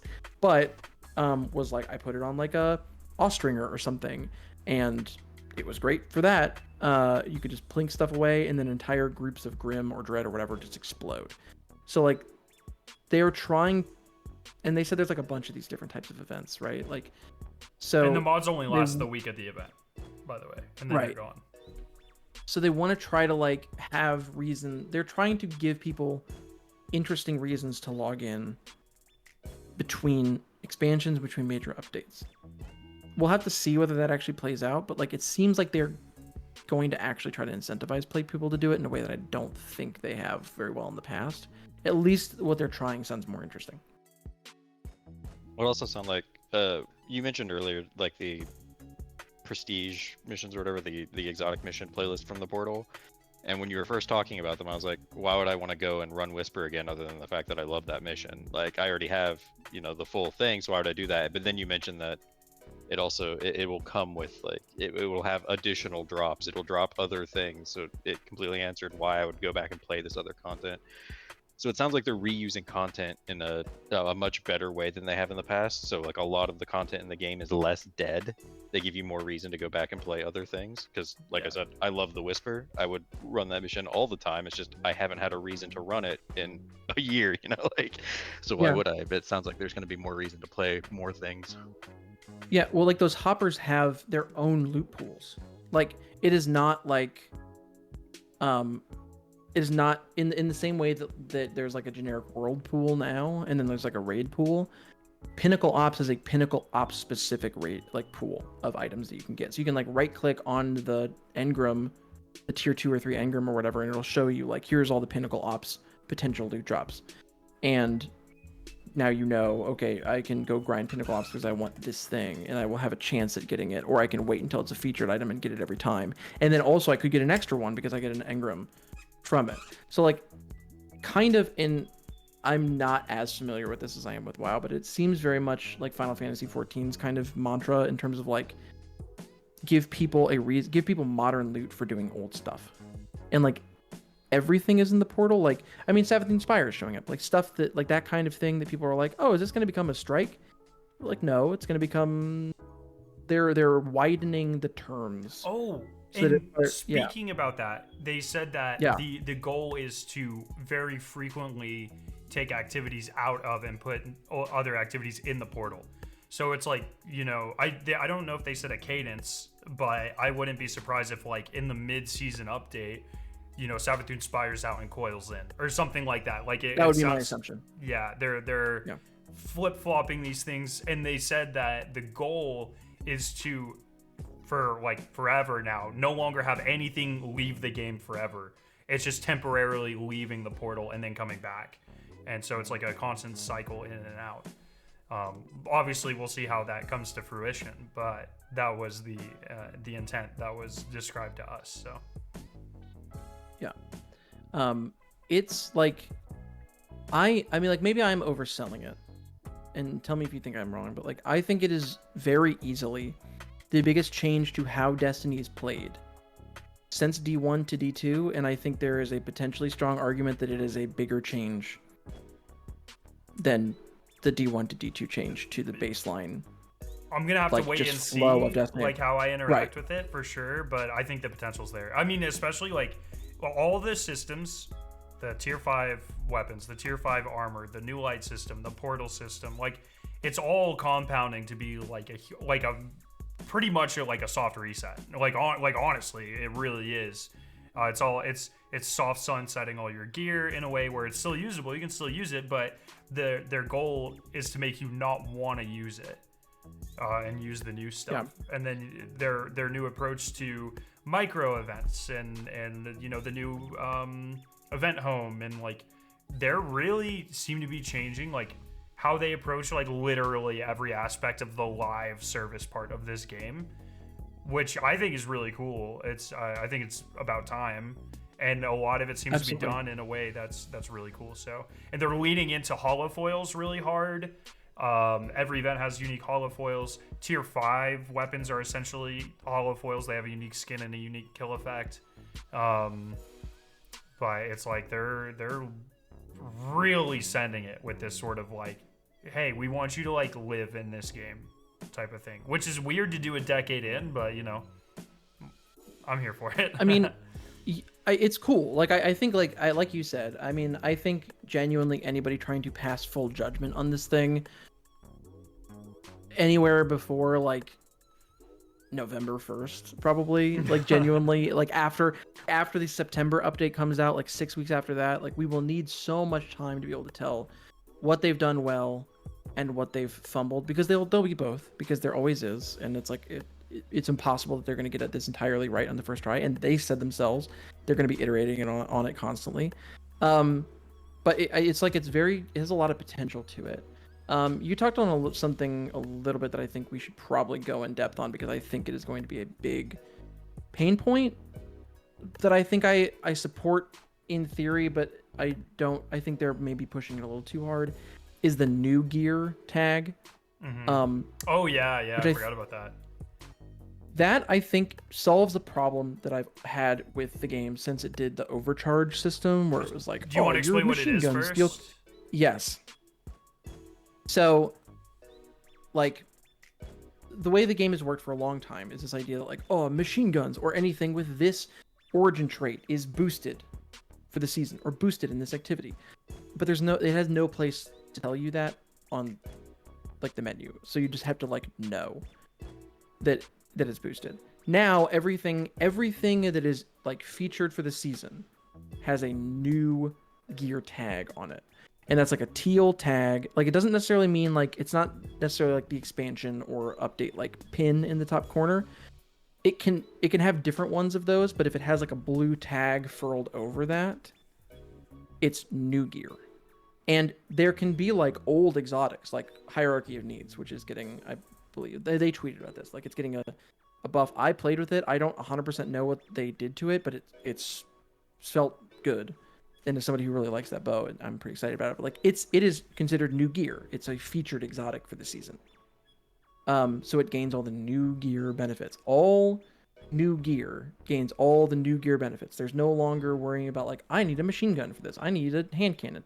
Like, those things will be determined by like your champion mods the same way they always have, but you don't have to worry about like overcharging them.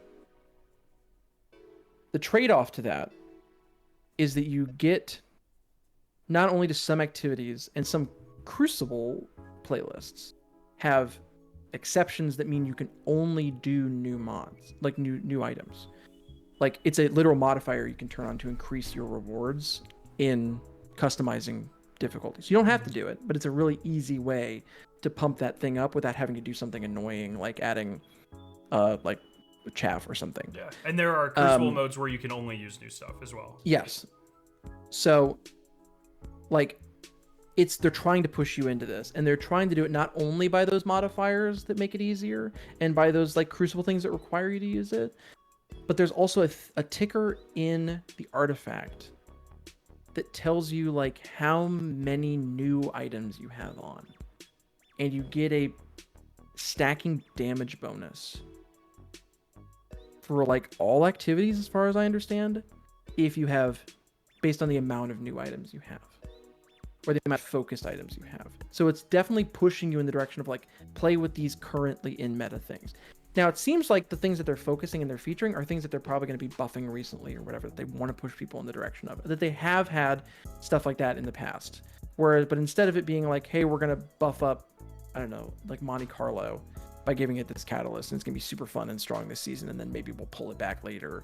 Instead, it would just be like, we're going to buff it reasonably, and it'll be a featured item for the season. And now you can go in and use it. But like, you gain, by having 5 armor pieces that are new, you gain like, I don't remember the exact numbers, but like a stacking bonus for each piece, damage reduction. It's a lot. It's like up to like 20% or it's something, like, right? It's 15 or 20. Yeah, it's high. It's significant. And like similarly, it's like, I think it's like for weapons, like you get like up to like 6% on your energy, 6% on your heavy, and like 15% on your kinetic slot, based on like what you have, what new stuff you have on you, only having new stuff. So you can still use all of your old shit that you've hoarded. And they were very careful to be like, and it'll be good and it won't make that much of a difference. But like, I mean, we know that in terms of like the really hard stuff, the big stuff, the day one raids, the whatevers, it's hard not to imagine, like, they are definitely trying to push people into using new stuff, which I think is cool. But also I think like they're definitely going harder on that aspect of the game than I expected them to off the bat. And I'm a little concerned that in a game all about investment, and the idea that like you're going to spend an entire season grinding for tier 5 weapons, and then those weapons will never be as good again because suddenly they're no longer new, I think is gonna be a point of contention and is going to potentially hurt the game a bit. Because like if it takes me 5 months to get the tier 5 Kepler auto rifle that I really want, and I get to play with it for a month, and then it's no longer new gear, so I like Toy Story meme, I don't want to play with you anymore, I'm gonna be pissed. Like that's like a ton of time to spend on something potentially, which could be super duper worth it if they pull it off the way that they're wanting to, and it seems like they're trying to, with like making them actually more valuable. They did say that like things potentially will like come back around, like on the featured rotation. Like it doesn't necessarily just mean like it is just new.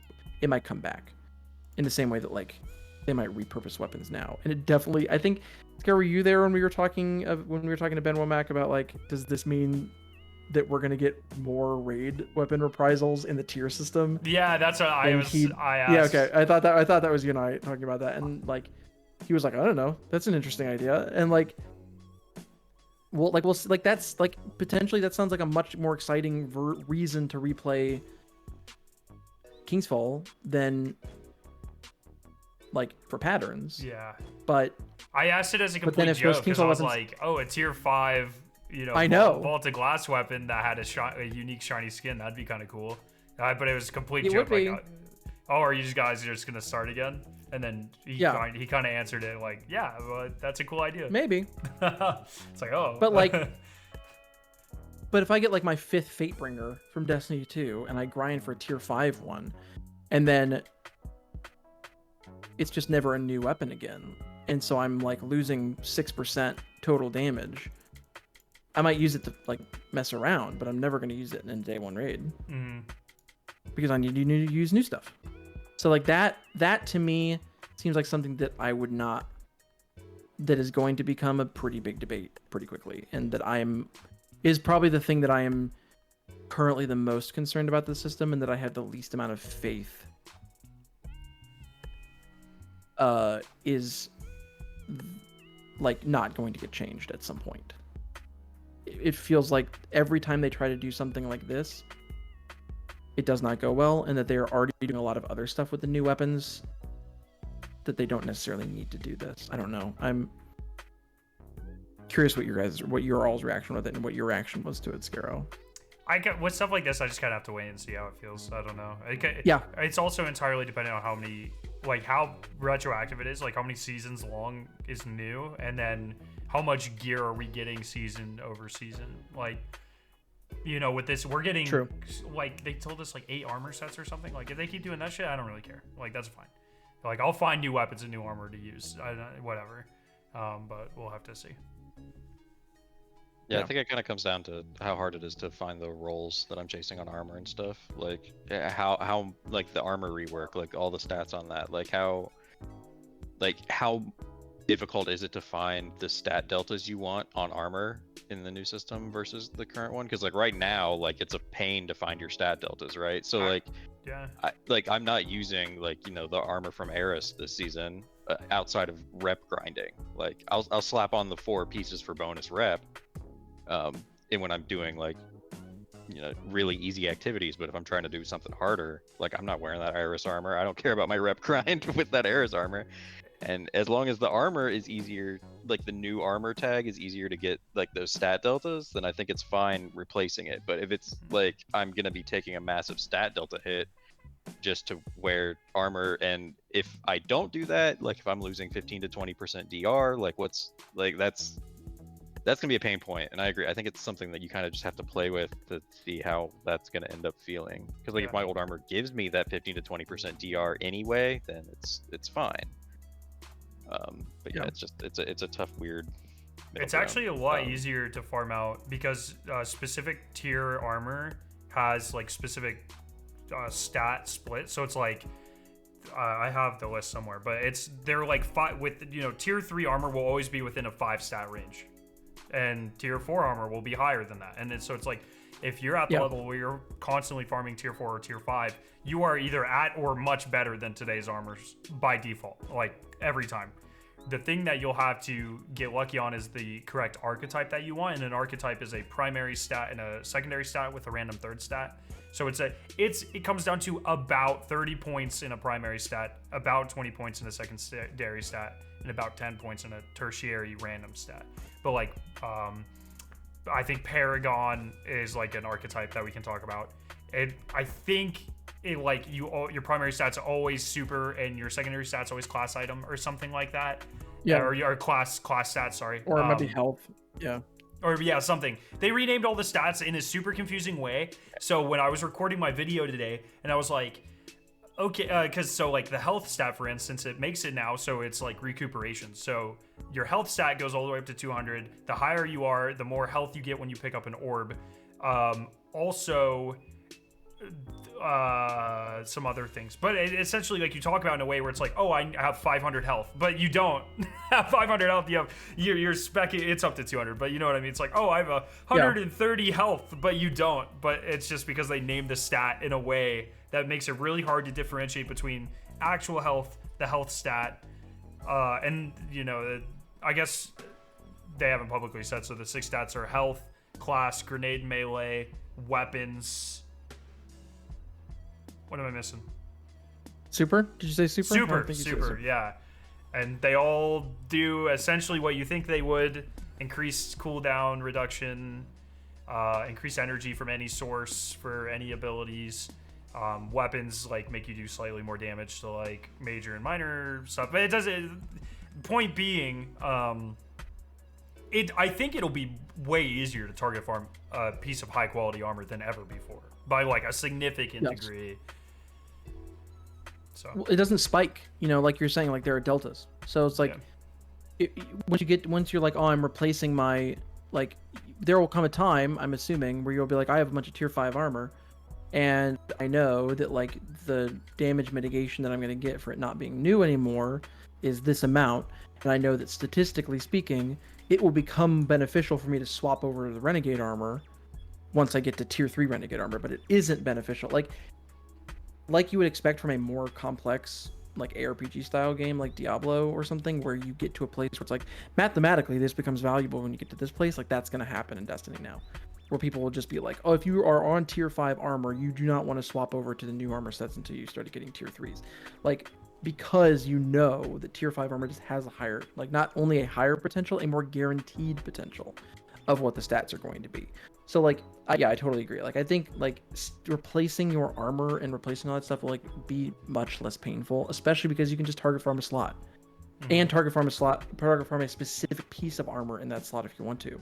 Like if there's a specific, I mean, it's worth getting into, as I think probably we should start closing out here as we're getting pretty long. It's worth looking at the armor changes, which I think are a good thing to end on here. Like as you're replacing these things, like you're gonna have to make a lot of interesting decisions about being like, well, my old armor doesn't have very interesting perks on it, because at least from the things that we're seeing right now, which we'll get into, they don't have super interesting perks so far.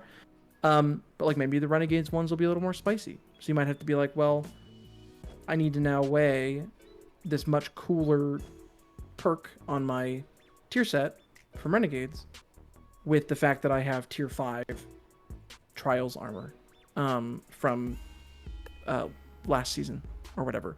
So like it's gonna be the armor. I think I heard you saying this in the room, Skarrow, but like the armor situation and the stat situation offers a lot more interesting decisions than we have had in a very long time. And because the stats feel like they make a difference, and not only is it where they're no longer have the deltas where it's like I need to get to 10 points or this is worthless, which sucked. I hated that so much, and like it's gone. Every little piece feels like it makes a difference, and it genuinely like feels like I can feel it in my character in a way that like surprised me. Like when I really deprioritized super, I felt like I was getting my super so slowly, but as an exchange, whenever I pick up my hammer, I get full melee back.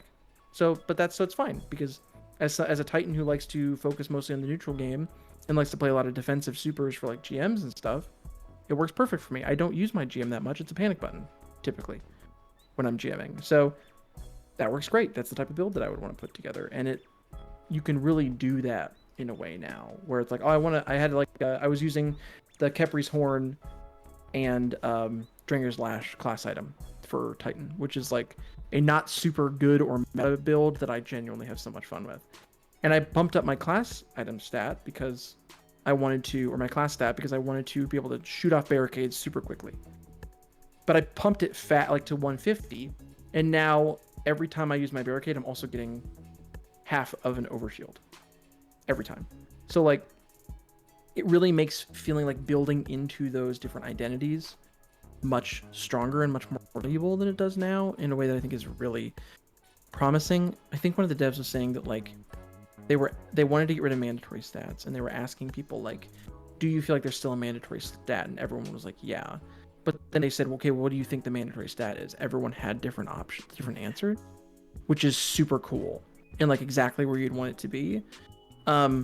I still am like a little concerned that like weapons just gives you bonus damage. Like I think at some point that's going to be mandatory for certain activities.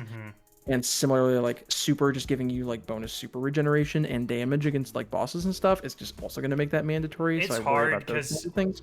like this is why they're doing not swap. Like it's super apparent Right. this is why they're doing it, because at 200 super you get I think 45% higher super damage, and it's like that's just free. It's just free. You can just boop, switch to it, switch right off. So this is why they're doing not swap. I would be floored if the next day one doesn't have not swap, because people are going to be swapping between a weapons loadout. The weapon stat gives you more ammo for bricks. Super loadout gives you more super super damage. Grenade and melee give you more damage there. So I can definitely see a world where someone's like, okay, they go into damage with super, they use their super, they switch to a grenade, they do a grenade spam build, then they switch to the ammo at the end of the phase to get all their ammo back, and then they rinse and repeat. It's just like, it's going to be a nightmare to balance if they don't. And I say that as an I hate not swap. I'm a huge low man challenge runner, and it's like, it makes all of that awful if they were to put that across the entire game. But it's a rare disagreement. I hate armor swapping. I think jumping into your menu mid combat is one of the worst feeling things they've ever added to the game. It's cool what it enables, like for you guys, but it sucks as like an actual like user experience. Yeah, it's just the like knowledge required, or even like it's like an extra vector of like skill expression, which I'll always be a fan of, even if it's like boring menu gaming or whatever. But for sure, it enables a lot of cool stuff. So. But we'll see. This new shit looks broken anyways, so it's gonna be really interesting the way that they managed to balance all of it, and I'm very curious. This day one raid experience is gonna be very bizarre. It's gonna be different. I was just about to say, that's my biggest question is how many hours are we putting in between Tuesday and Saturday that week? Because if I don't know, the armor's really giving you that much, I don't know. That's like that's.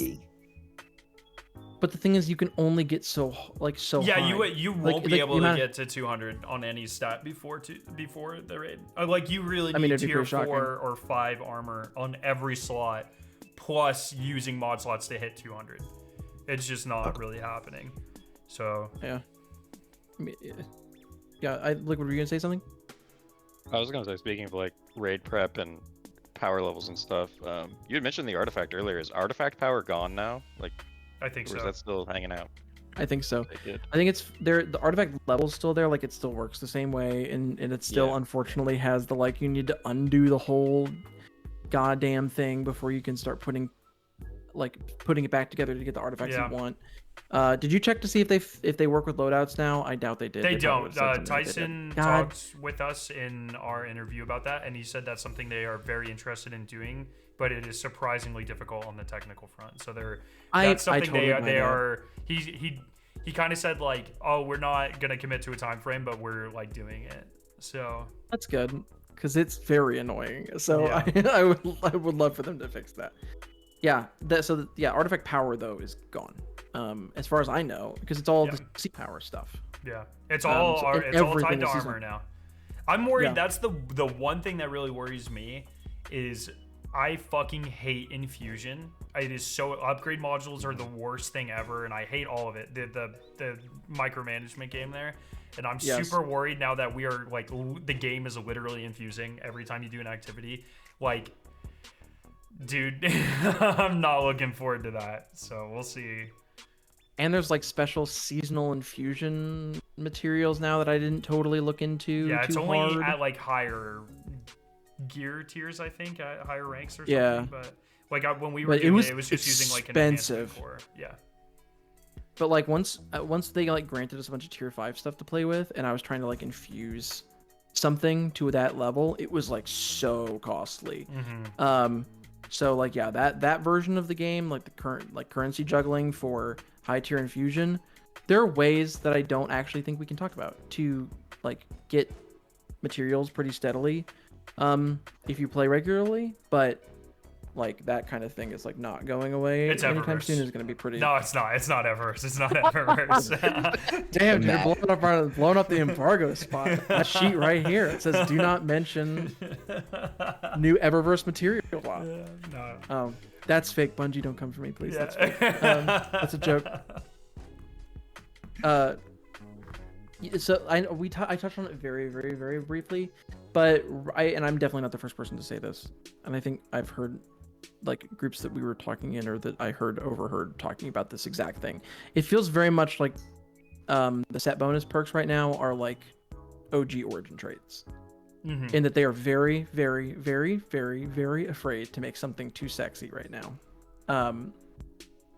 So they're all very mild, and very safe, and very much like the Kepler armor is like, get a multi-kill with a grenade launcher and it gives you a special speed boost, which is basically just amplify.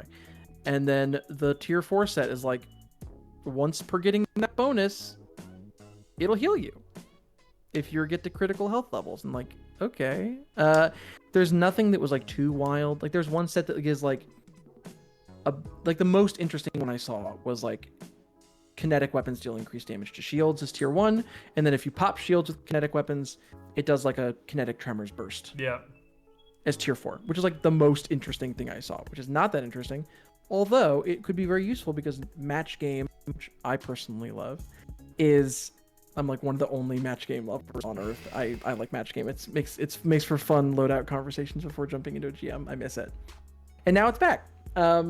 And like, so theoretically you could put that on, and then if you have a good kinetic weapon, no problems. That's like that is I'm hoping the raid one is a lot more spicy, because right now like they feel very much like the original origin traits for guns that were just like very, very bland. And my hope, I feel like it took really until like Viced Stinger on Taipan, is that the name of that thing? The LFR for King's Fall.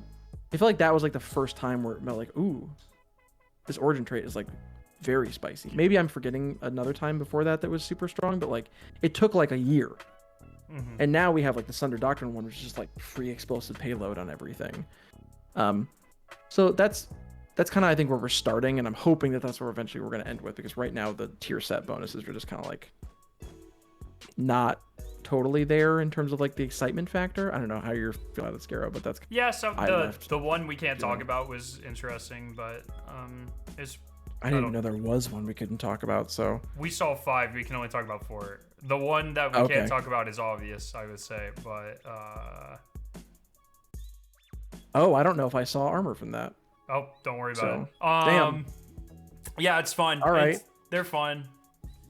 It's not game breaking, but it's like how many times, like, we're already with the tier 5 system, like we're going from just enhanced perks. Now they're enhancing barrels, mags, origin trait. You know, our guns are getting like fucking insane.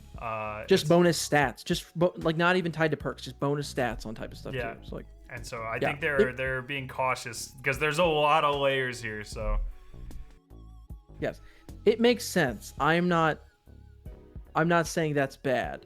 I'm just saying that like people who are like, ooh, set bonuses, you're like, you need to pump the brakes a little bit, buddy. Like it's gonna be a little bit before they really start experimenting. It feels like with some really nutty ones. I think we're gonna get there. I'm very excited to see what like Star Wars coded origin traits could look like in December.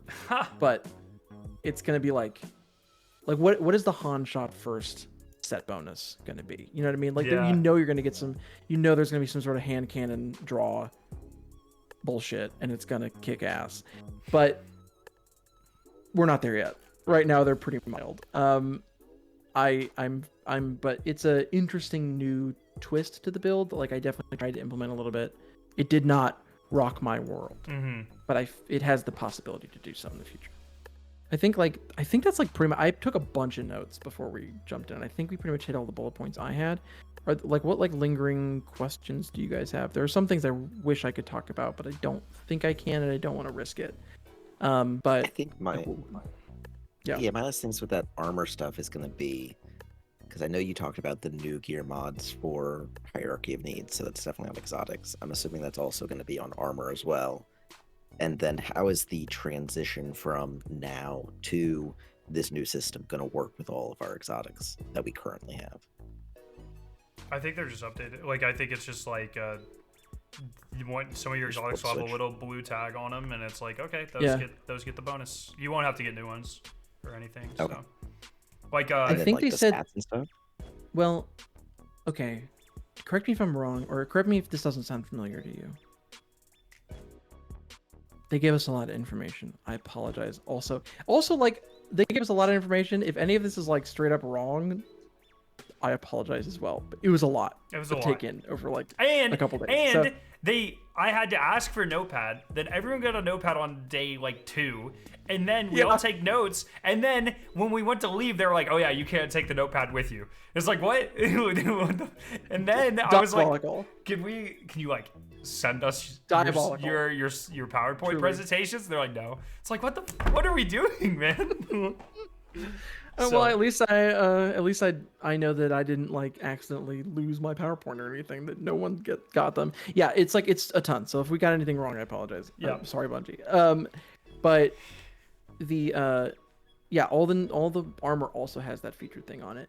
And in terms of like the translation, I think what they said is that your exotic armor pieces, the normal ones, are just like every stat is turning 1-to-1 into a different stat.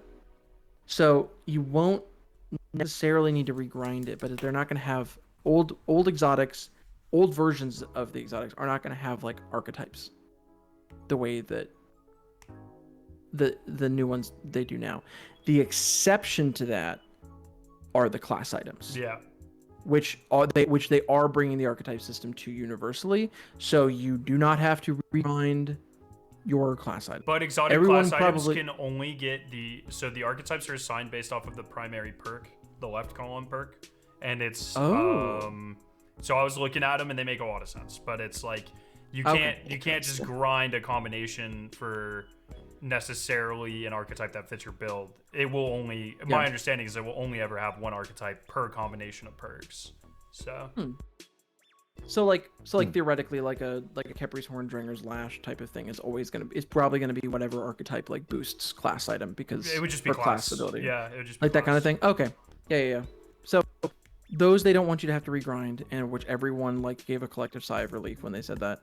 The other ones, it very much makes it sound like they are going to be totally functional if you have rolls of them, but you're probably going to want new ones. And there are definitely seems like the ways to get new ones, but I don't think we can talk about any of that. So, you're gonna have to regrind those. But also, it seems to me like in the featured section, there's also gonna be featured armor exotics. So it's gonna be like, one season it might be like Curse of the Falling Stars featured, and then another season it's not. So, like, you might take a resilience hit by still using Curse in a different season when it's not featured.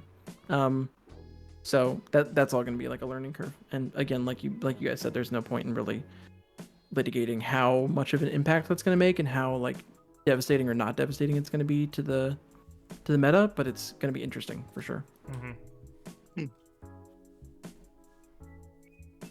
Anything else? Anybody? I'm good. I think the artifact question was my last one. So Okay.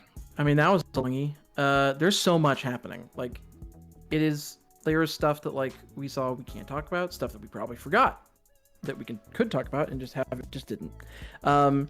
Like, this is a pretty wild shift in Destiny, and again, maybe I'm overselling it, but I think it's like I was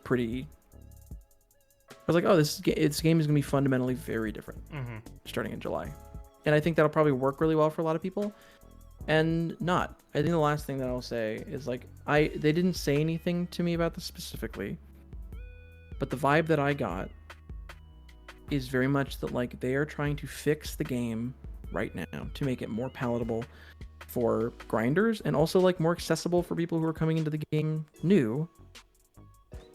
So, and they're going to work out all the cases we're going through it now because Renegades is the big onboard new player season. To me, is the vibe that I'm getting. Like, there is nothing. I know it's divisive in the community. There is nothing that will get the normies back to Destiny than saying there's a new Stars expansion. And so it feels like very much like they are gearing up for that re-entry moment. and they want to make sure that this time when people come in, they don't just play the content and bounce off, that they're here for good.